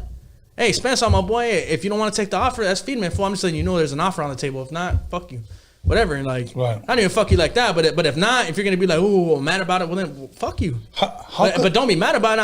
I'm just offering, fool. Like look, and you know, I'm glad I kind of brought that up too, because, and it was like 10 people who were like kind of offended that I had hit them up, like, hey homie, like I'm just letting you know I'm doing this. You're someone I want to do a song with, but you're not established yet. I'm sorry to tell you, that's the truth. You're not. So I wanted to, you know, just extend an offer, because I usually charge this much, but right now it's right here, and I like your shit. So nothing's free, homie. Like, hey, I'm not gonna put names out there, my boy, but the ones that are established, like me and a few, and like not even a few other, I mean a cool amount of others, like we're established, fool. Like if you fucking want a feature from us, fool, we're gonna charge you, dog. Yeah, nothing's free, bro. But see, me, and you know what? Those other ones tell me like, Cujo, fool, why you go so low on the price, my boy? Cujo, why the fuck you, fool? No, fuck that. Keep that shit the same, my boy. Right. Because, fool, it's not, to me, to the person I'm telling, it seems like it's all about the money, but to like, you know what I mean? To them, it's like, you're losing money, fool. Mm-hmm. Like, nah, hey, I have to eat, right? And by, you know, so I'm hitting up certain people because I just want to do a song with them, and I know they're not established, and I know that I need to eat, so they're obviously gonna pay me just one time thing, right? And then fucking we're gonna do a song, and then all the people that fuck with me are gonna fuck with you, right? They're all gonna follow you. Now let me ask you this, Cujo. You know what I mean? I don't know. That's just man, fuck why that. would they take it offensive? Like, I don't know, but some people did. But like how? Like they were like who are you? Really? Yeah. Like, what the fuck, fool? one day I'm gonna be in Conejo's words. That fool said, "Hey fool, shut up, young Kobe." Because that fool refers to himself as Michael Jordan, you know? Even I refer to him as Michael Jordan, Conejo of Chicano rap. That fool called me young Kobe. Shut up, young Kobe, because he knows after that fool's gone, he knows I'm the best one. And I'll say that shit on live, dog. Like, I mean, I'm not saying that I'm the best one. I don't mean it that way. Right. But I know that in terms, he recognizes that if I'm not, I'm one of the best, if not the best, lyrically and aggressively and all that shit. You know what I mean? And that's dope to me. And that's dope to me because that fool was my fucking idol. Really? Yeah, Conejo was my fucking idol. Like, much love to Conejo. Everybody from my neighborhood, my uncle Oscar showed me my uncle Chino from Highland Park. For actually locals, that fool showed me Conejo when we were young. You know, that fool was just the way he rapped, his aggressive. I got my aggressiveness from Conejo. Let me say this because people always ask for Conejo. Me and Conejo talk, bro, and Conejo just never gave me a date, but he said yes. And we're gonna make it work. Well, he's busy, dog. You know, he's doing that movie shit. A lot of people tell me, "Hey, how come you don't get Conejo?" It's not that easy, bro. It's not that easy. I know for a fact because I spoke with someone that's really close to him. He's doing like a lot of movie things right now. Right. So it's hard for him. You know what? And I want him to win. So much love, much respect to Conejo. Eventually he'll be here. Just be patient. And he's like an OG to me. Like when I talk to him, I'm always talking shit to him. Right. And he's always talking shit to me like, shut your little fucking young ass up. Like fucking like we have like a, you would have to hear the fucking. No, I mean, like people call. tell me, hey, can you get sick jacking? Believe it or not, that's in the works. It's just he hasn't given me a date. Right. We're gonna make it work. Just be patient. You know, there's a lot of people that I was supposed to have here already. Like the majority of the people that everybody requested were supposed to be here already, but believe it or not, COVID cock blocked so much things, bro. Yeah, I know. That's like the second one, though. Yeah. Even me filling in for. Yeah. It's like a second one. The first one when I filled in. Yeah. So. Yeah, but you know what? Oh well, whatever. We got to keep it pushing here. This is the winning team, bro. We're gonna move forward. Yeah. You know, I think a lot of people in the past have tried to cancel. I'm not gonna mention no names on purpose. On purpose, like hours before. Oh, his show is not gonna happen. His show. They don't. That's when I come in because I'm right down the motherfucking street. They don't fucking realize, bro, that I always have a plan B. Always. Always have a plan B. So, for those of you who think I'm gonna lose. You know what? I'm an old fool from the old school that don't lose, homie. So, I don't lose. I always have a plan B. Hey, this fool's probably hate me, huh, Tony? Because I'm speaking too much real right now. I know I'm making people mad right now. It's okay. It's only because hey, you know what? Fuck that fool gave me tequila, so I'm going to say it. Fuck it. You know what? It's okay. You know why? Because you're bringing sexy back. Hey, but you know what? When I'm spitting, that's how I feel. Like what I'm saying, that's how I feel. And that's the way I see it. So if you don't agree with it. Pretty soon you're going to be performing at strip clubs. I know you are. Nah. I don't want to, Tony. Fuck that. That's for the fucking chumps. I'm just playing with you, bro. I know. But I want to be like. Because I want you to smell that twerk air. I want to be like West was one. The fucking summertime in the OBC. I want to be performing on bigger shit. Okay. I will. Okay, let me ask you this. If one day I take you to New York, because I got the plug out there. Yeah. I got the plug out there. I'll do it. I don't care. And there's some ciphers out there. You throw down with them? Fuck yeah. I don't give a fuck. Okay. Without tequila? Tony, you should know I don't give a shit. Fool. I know you don't. I just have to ask you. It's on West Side pedals. Start getting down on them. You know me. Saca la verguita. Boom, boom. And at the end, fool, if they're cool, saca la posita. No, I'm just kidding. Okay. Okay, let's change the subject. Tony, you know me. You know I don't give a fuck. Okay, give me a shot glass. Fuck. Okay, and I want you to watch me pour. I'm not gay, Tony. I'm not gay. That's what you're trying to get out of me. No, I'm just kidding. Hey. Fuck. I want you to watch me pour because I don't want you to think that I put anything in your drink. Okay? Sip it. Where are you going to put in my drink? A gummy bear. A gummy bear. Hey, okay. A gummy bear. Okay. Sip on it. Don't fucking shit. All right. Okay. Sip on it. I'm going to pour myself another one. Okay. So, yeah. Anyways, after that, I'm going to go eat some fajitas. You have fajitas in the house? No. I'm going to my boy's restaurant. Oh. Los Tres Cochinitos. Let me give them a plug. Angel Monte, Los Tres Cochinitos, the biggest restaurant in the city of Wilmington. So. Can I go? Yeah, of course you can go. We're fucking going right now. We're going. Hell yeah. Hey. Angel, if you're watching, hey, I'm bringing Cochinitos, food. That shit is fire. Okay. So now. Fire. What else has been going on in your life? Shit, nothing much. Just being a piece of shit all day. Okay, don't say that. I look up to you. I mean, I watch my son. I watch my son all day. How many cartoons you watch with him? Fuck. The same ones all over and over and over. You know what is cool? Hey, my son, he's handsome, fool. For real? That fool looks like an animaniac. Like fucking little like cartoon eyes and shit. He's all cute and shit. So whenever he like does some fucking badass shit. How old is he? He's about to be 2 like in like 2 weeks. Every time he does some badass shit, I'm like, fuck, you don't even want to know. I'll be like, oh. He'll look and be like, that's my boy. And then he'll be like, da, like daddy, like dad. Yeah. Because in his head, it's like dad's going like this. So he's like, da. And I can't even spank him. But I do spank him. Do you plan to have any more kids? Yes. But sometimes when he's being bad, fool, I'll be like, fuck, you just fucked it up for your brother or sister because I have no more fucking kids. Sometimes. Well, at least you could practice. Like, he gets into like the fucking like the bottom covers with the fucking Febreze and all that shit. The terrible tools. Just dog, wait. Oh my just God. fucking wait. The like, terrible tools. Even thinking about it, dog, my fucking veins are popping out right here. Like, even thinking about just wait. The terrible Son tools. Son of a bitch. You'll give him a Cheeto. They'll fucking you know throw a whole fucking Cheeto bag on the floor. He needs to have siblings though. He does. Because if something happens to me and his mom, like that fool ain't got nobody. So he needs to have, like, you know, family, a sister, brother, something. You know. Yeah. I really feel that way. Get busy. I do. Get busy, y'all. I do, but sometimes she's tired. I'm tired from watching his fucking ass all day. He's fucking bad. But he's a good boy, though. He's like a good... Yeah, if you're a parent, you know, like, he's a good boy, but he's a fucking bad boy, dude. Like... All you gotta do... Dude, I fucking can't take a shit, fool. I take a shit every fucking time I take a shit, fool. I take a shit for like 3 minutes. I come outside, and this fool... Or I come out in the front, and this fool standing on the fucking... Okay, so my TV's mounted on the wall, right? And I have a fucking... Like a shelf thing right here, and I have 2 mini shelves. He's standing on the mini shelf to the fucking TV. Boom, boom, boom, boom. Dude, that fucking TV's wobbling like for its life. Like fucking like woo, woo, woo, woo. Dog. I have to fucking grab him, and as soon as I grab him, he fucking like does like a somersault on the floor, like man. Fucking it gets mad, dog. How? Like he goes man. That's what he does. I didn't think you would fall for that one, Cujo. No, I'll do it. No, that's what he does. It's fucking like, God damn. Fuck. Oh, shit. And then, oh, dog. I love my son so much. He's a good kid. He's a good kid. I'm not patient because my mom wasn't patient. Okay. She was a fucking whiner. So any little thing I did wrong, she was like, you little motherfucker. She was like all crazy. You know, you fucked her. I'm just saying.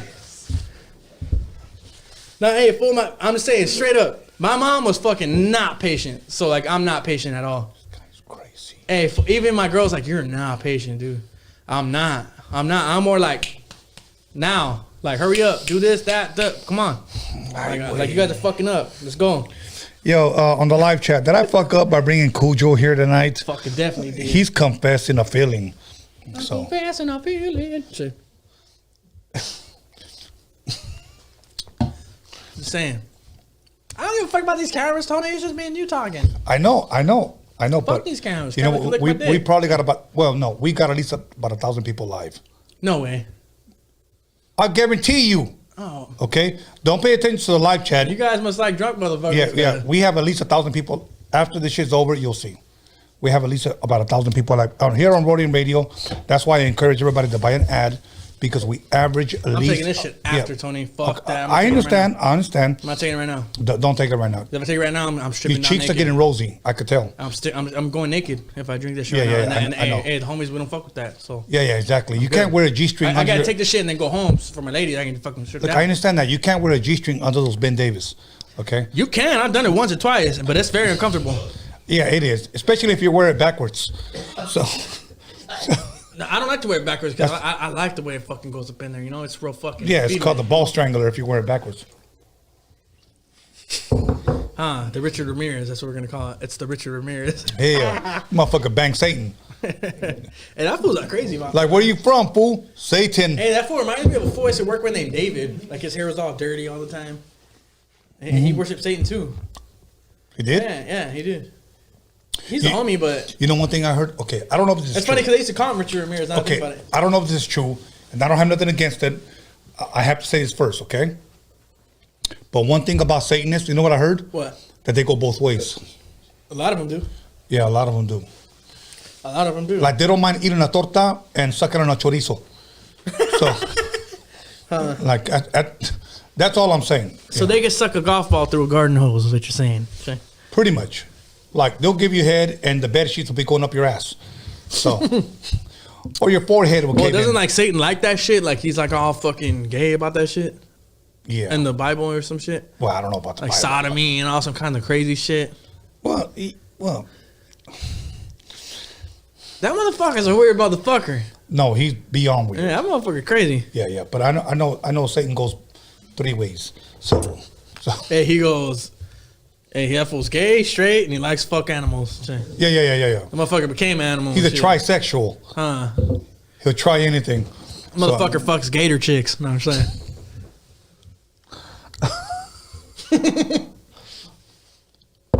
Okay. Hey, let me find out you been fucking them gator chicks. No, I'm saying. Okay. Imagine if you heard that shit.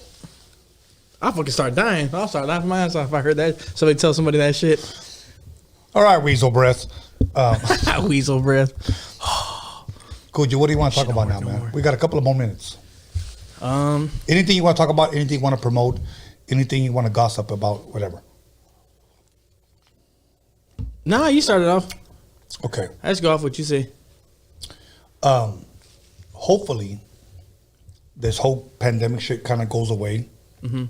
Honestly, I'm praying we start performing. Are you going to be performing? Yes. Okay. Mm-hmm. In my backyard. I'd say. Live on Instagram. Yeah, live on Instagram. Make it rain. Yeah, no, I'm down. I know that people have hit me up to do it. That they just always say the same thing, like, oh, once COVID's over, like we want this and that. Hey, can you imagine going to a strip club and wearing a mask? That might help though, cause them fucking coochies be smelling. True. That might help, fool. But then when you walk out, like you see all like stains on your fucking mask from her coochie fucking shit. Especially if it's like her brown. particles, huh? Hey, can you imagine if a girl like grabbed her ankles, twerked, and then all of a sudden you heard a mean ass pedo? I'll tip the bitch. I'll throw her ass one toilet paper roll. Toma. You know what I'm saying? So, hey, that bitch will have a 5. I have to stop her asshole with the 5. I have to plug it with the 5. Like, oh, you know what you're gonna do when she's twerking? Lighter. See that shit? You could. You never know. You could. I'll aim it at my fucking primo and be like, hey, fool, you need a haircut. That's what I'll do.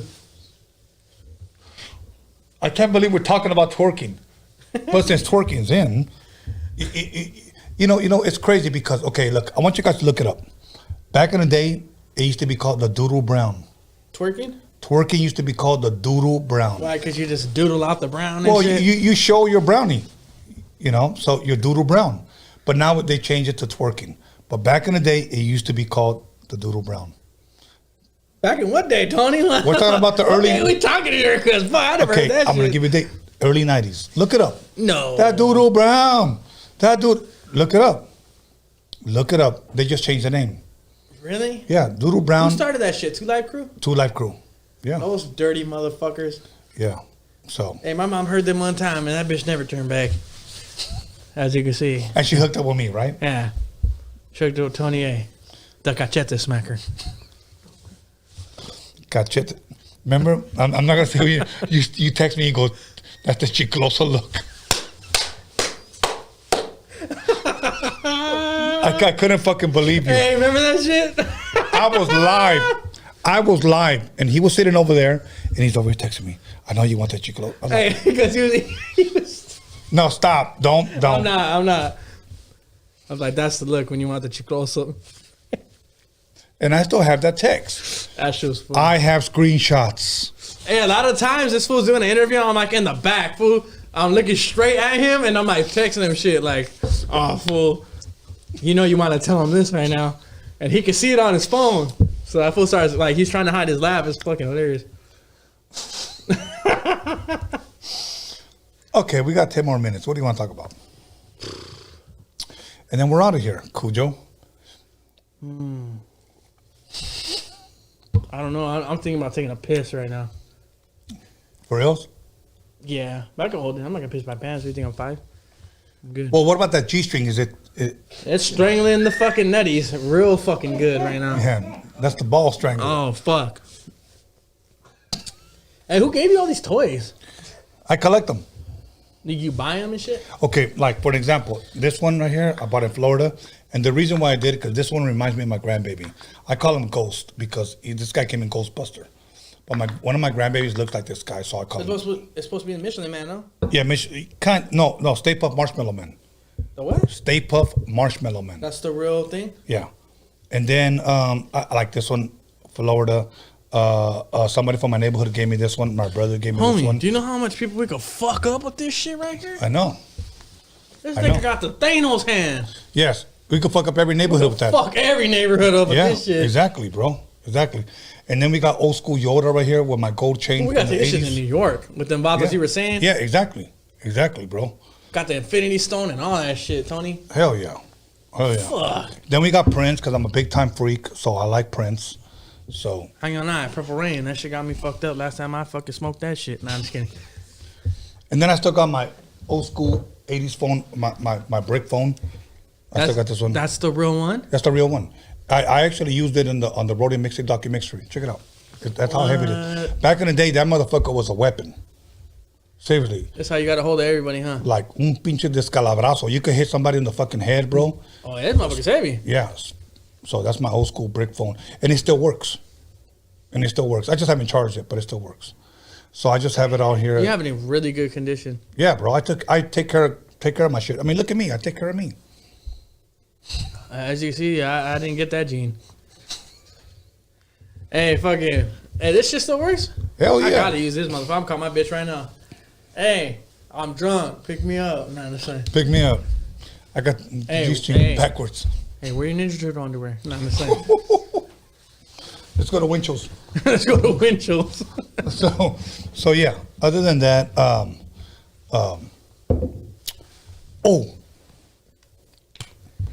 ESPN has a documentary out right now about Bruce Lee.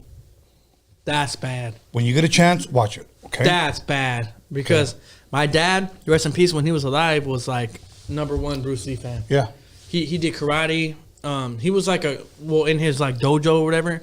Right. He was a green belt that was right under a black belt. Right.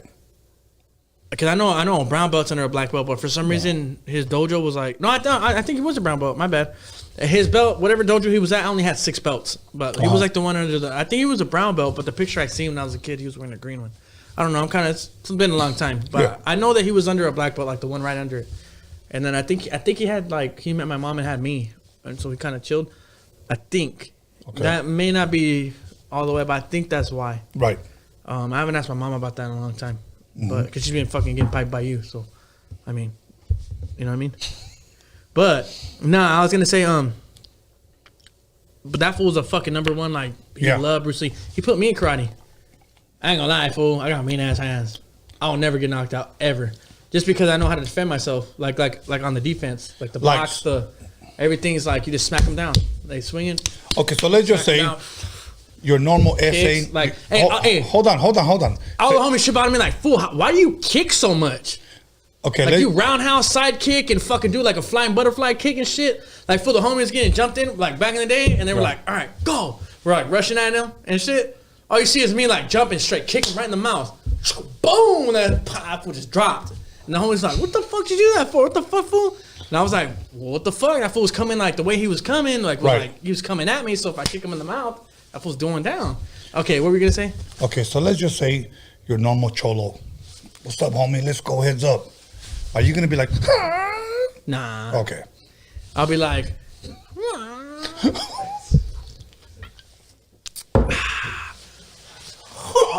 Shakalabosita.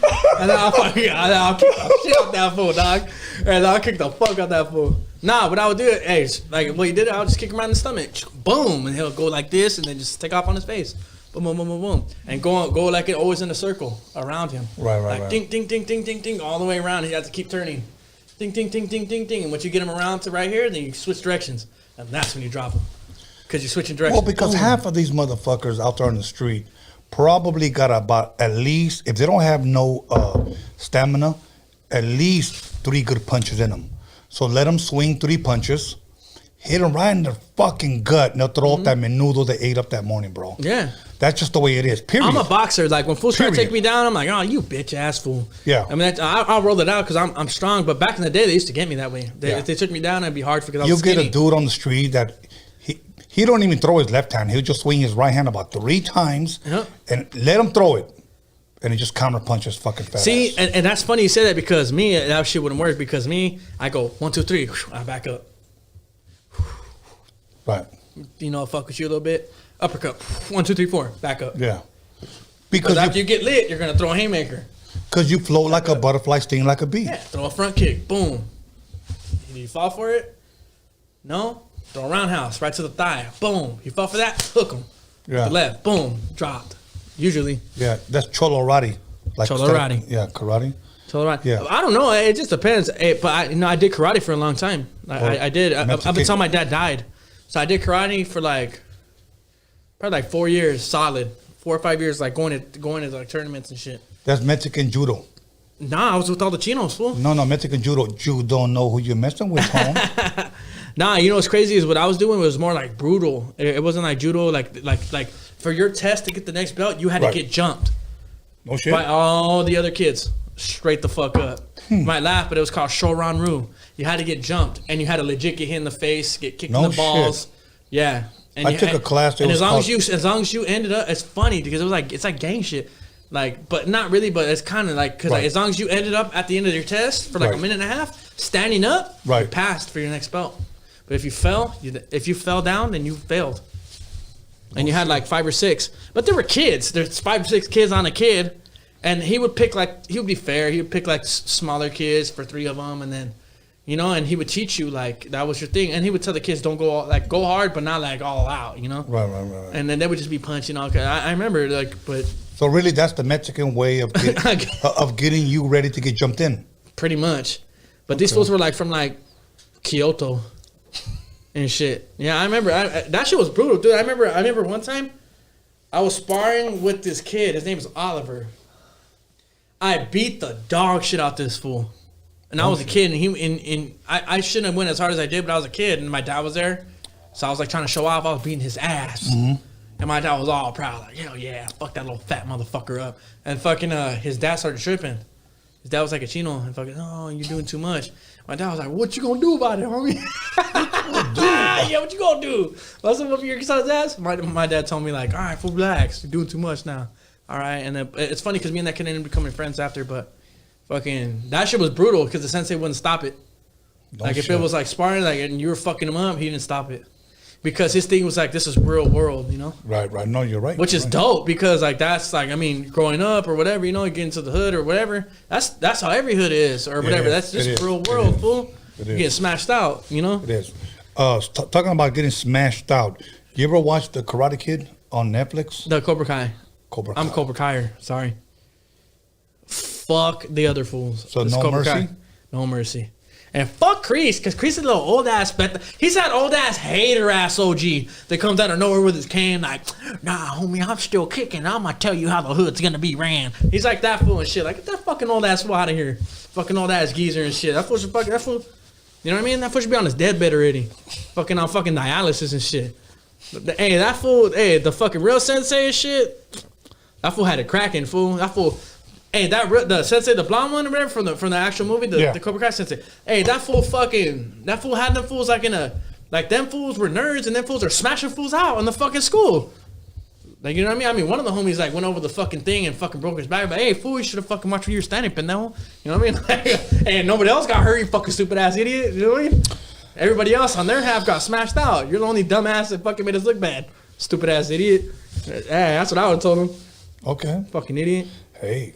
I wouldn't have told him that if he was a homie. I'd have been like, ah, fool, my bad. But in my head, I'd be like, fool, why are you the only fool that got fucked up? And you're the champion, fool? What the fuck? Get out of here. Fucking champion. Made us look bad right now. And we just fucked up all their fucking fools, and you're the only fool that got fucked up on our side. Okay. Champion, my ass. All Valley, my ass.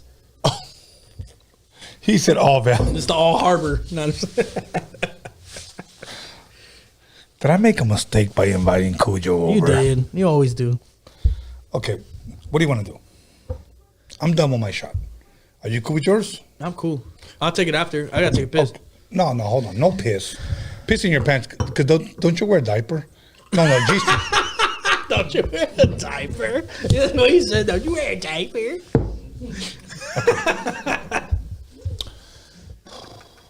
Okay. You guys seen Tony as a nice ass fool. That fool's ruthless as fuck. You guys don't even know. Not ruthless. Scandalous. Scandalous. You're scandalous too, but you're ruthless. So, other than that, He'll be that all fucking. You're like that old stupid big headed bitch, fucking talking shit. Fuck. That's why I love him so much because he's just like me. Cujo, he fucked my mom. He's my dad. Nah. Okay, we're gonna start right there. We're gonna start right there. That's it. Cujo, you got any shout outs? Sorry, time. No, I'm saying nah. Shout out to Modelo for getting me fucked up.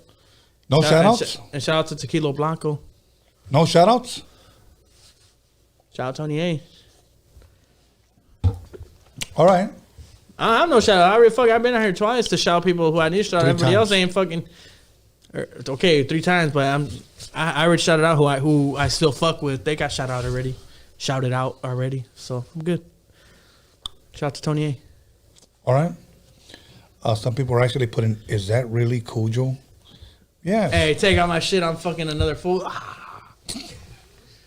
Okay. I'm Little Mystery and shit. Okay, really quick. Because somebody's still calling you tyrant. Oh my God. Okay, really, before we leave, why tyrant to Cujo? Because fuck a pony. That's why. Nah. Fucking, because I had to fucking change my name because that fucking Vato wouldn't let me take my name. He threatened to fucking take it to a legal standpoint.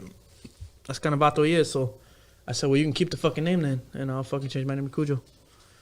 And I haven't looked back since, but he still tries to register my songs, so. You haven't talked to him? I don't need to talk to him. People talk to him, and he fucking bowed down. And when I see him, I'm gonna call him out for the fade. I mean, that's mandatory. He's gonna deny it. He's gonna say, no, I'm good, nah. And his little people on his label are gonna want to fucking fight his battle, and I'll fucking smack them fools up too. And I'll tell him, if you want to get involved, you know what it is. If you want to get involved, then know what you're getting involved in. That's it. Yeah. Okay. Fuck Capone. Nah, sorry. Nah, you know what, Capone, he's what it is with me and him. It's like, fuck that fool, but if I see him, I'll call him out. But other than that, I ain't got no hatred really towards him, like crazy like that. But that's the reason for the name change. I'm just right here drunk talking shit because when I wake up tomorrow, I don't give a fuck and I'll back it up. All good. Serio. Nah, I'm saying. You already know, homie. Kid Frost on the motherfucking mic. You already know. You won. Nah, I'm just kidding. Hey, what's up, homie? You already know. It's a little mystery. Nah, I'm saying. Alrighty then. And fuck, you guys are still up watching this fucking show? Honestly. Yeah, no, we're good. Okay, everybody. I want to thank Cujo for coming through because he had to. That's my boy. I love him. I want to thank Hazerd for coming through, keeping his date. Much love, much respect to him. He spit, and if you didn't hear it, rewind it, listen to it. Some classic A shit right there, period. I don't rap. The only thing I rap is pretzels and tamales. Okay, so I don't rap worth shit. But Cujo, he can rap. And if he was cocky, he'd talk shit. Okay? Hey, you know, shout out to Tony A for like always having me on here, and we're like family behind the cameras and shit. You know, I'm here often, and me and him have a really good relationship. I know you guys see me on here. I'm just talking my shit. I'm having a good time. You know what I mean?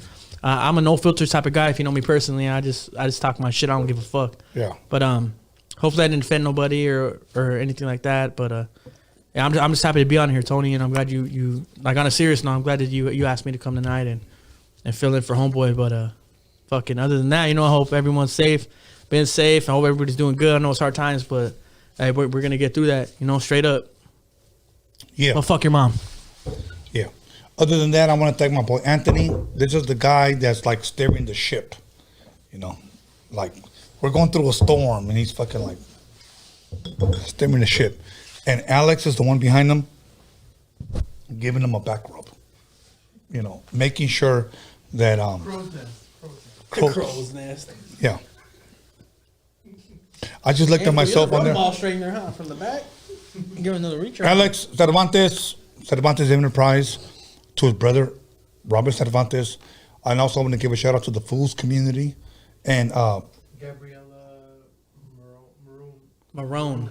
Not Maroon. Gabriella Maroon. Maroon. No, not Monroe. Maroon. Gabriella Maroon. Much love, much respect to you. And once again, Saca la bolsita. And we're out. I'm just kidding.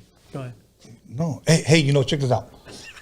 Wednesday, if you guys are into real West Coast hip hop, real West Coast hip hop history, I'm going to have a guy here that's going to school all of you guys. I want you guys to tune in and support him. I want you to look his name up, okay? And his name is... Cujo the Savage. No. His name is... So tomorrow, look up on my IG and my Facebook and on the community on YouTube, and you guys will see him. This guy has been a pioneer of West Coast hip hop since 1983, and you know what he is? And he's Mexican. And guess what? He's got my same last name. And you're not gonna want to miss Wednesday special. You're not gonna want to miss it. All of February is gonna be on some lit shit. You ain't gonna want to miss it. There's been people that have been trying to bring down Rodium Radio. There's been people that have been trying to bring me down. But guess what? We've been pushing forward. We've been swimming against the current. And all those people eventually are going to be proved liars. So guess what? Cujo, I'm going to say something, okay? Anthony, put the camera on both of us, okay? Hold on, I'll tell you. Okay, here we go. Cujo, according to someone, I'm not going to mention no names. Don't mention no names. Okay. I should have been arrested about 3 weeks ago. Okay, but I'm still here. Okay, and I'm blessed to be here because the innocent man has nothing to hide, and that's all I'm going to say. But with that being said, on Wednesday we will be here and we're going to make West Coast hip hop history here on Rodium Radio, and I want you guys to tune in because this guy named is going to be here. You guys are going to enjoy it. So go to DOCUMIXERY.com and buy me out. Other than that, have a blessed night. Roberto Hernandez, thank you for blessing us tonight. You're a blessing. Thank you, Hazerd, for blessing us. Thank you, Cujo, for blessing us. You guys have a blessed night. Oh, my son, Be Scandalous, thank you for promoting us. So we'll see you here Wednesday. And we're out of here. We're about to go eat. We're about to go eat.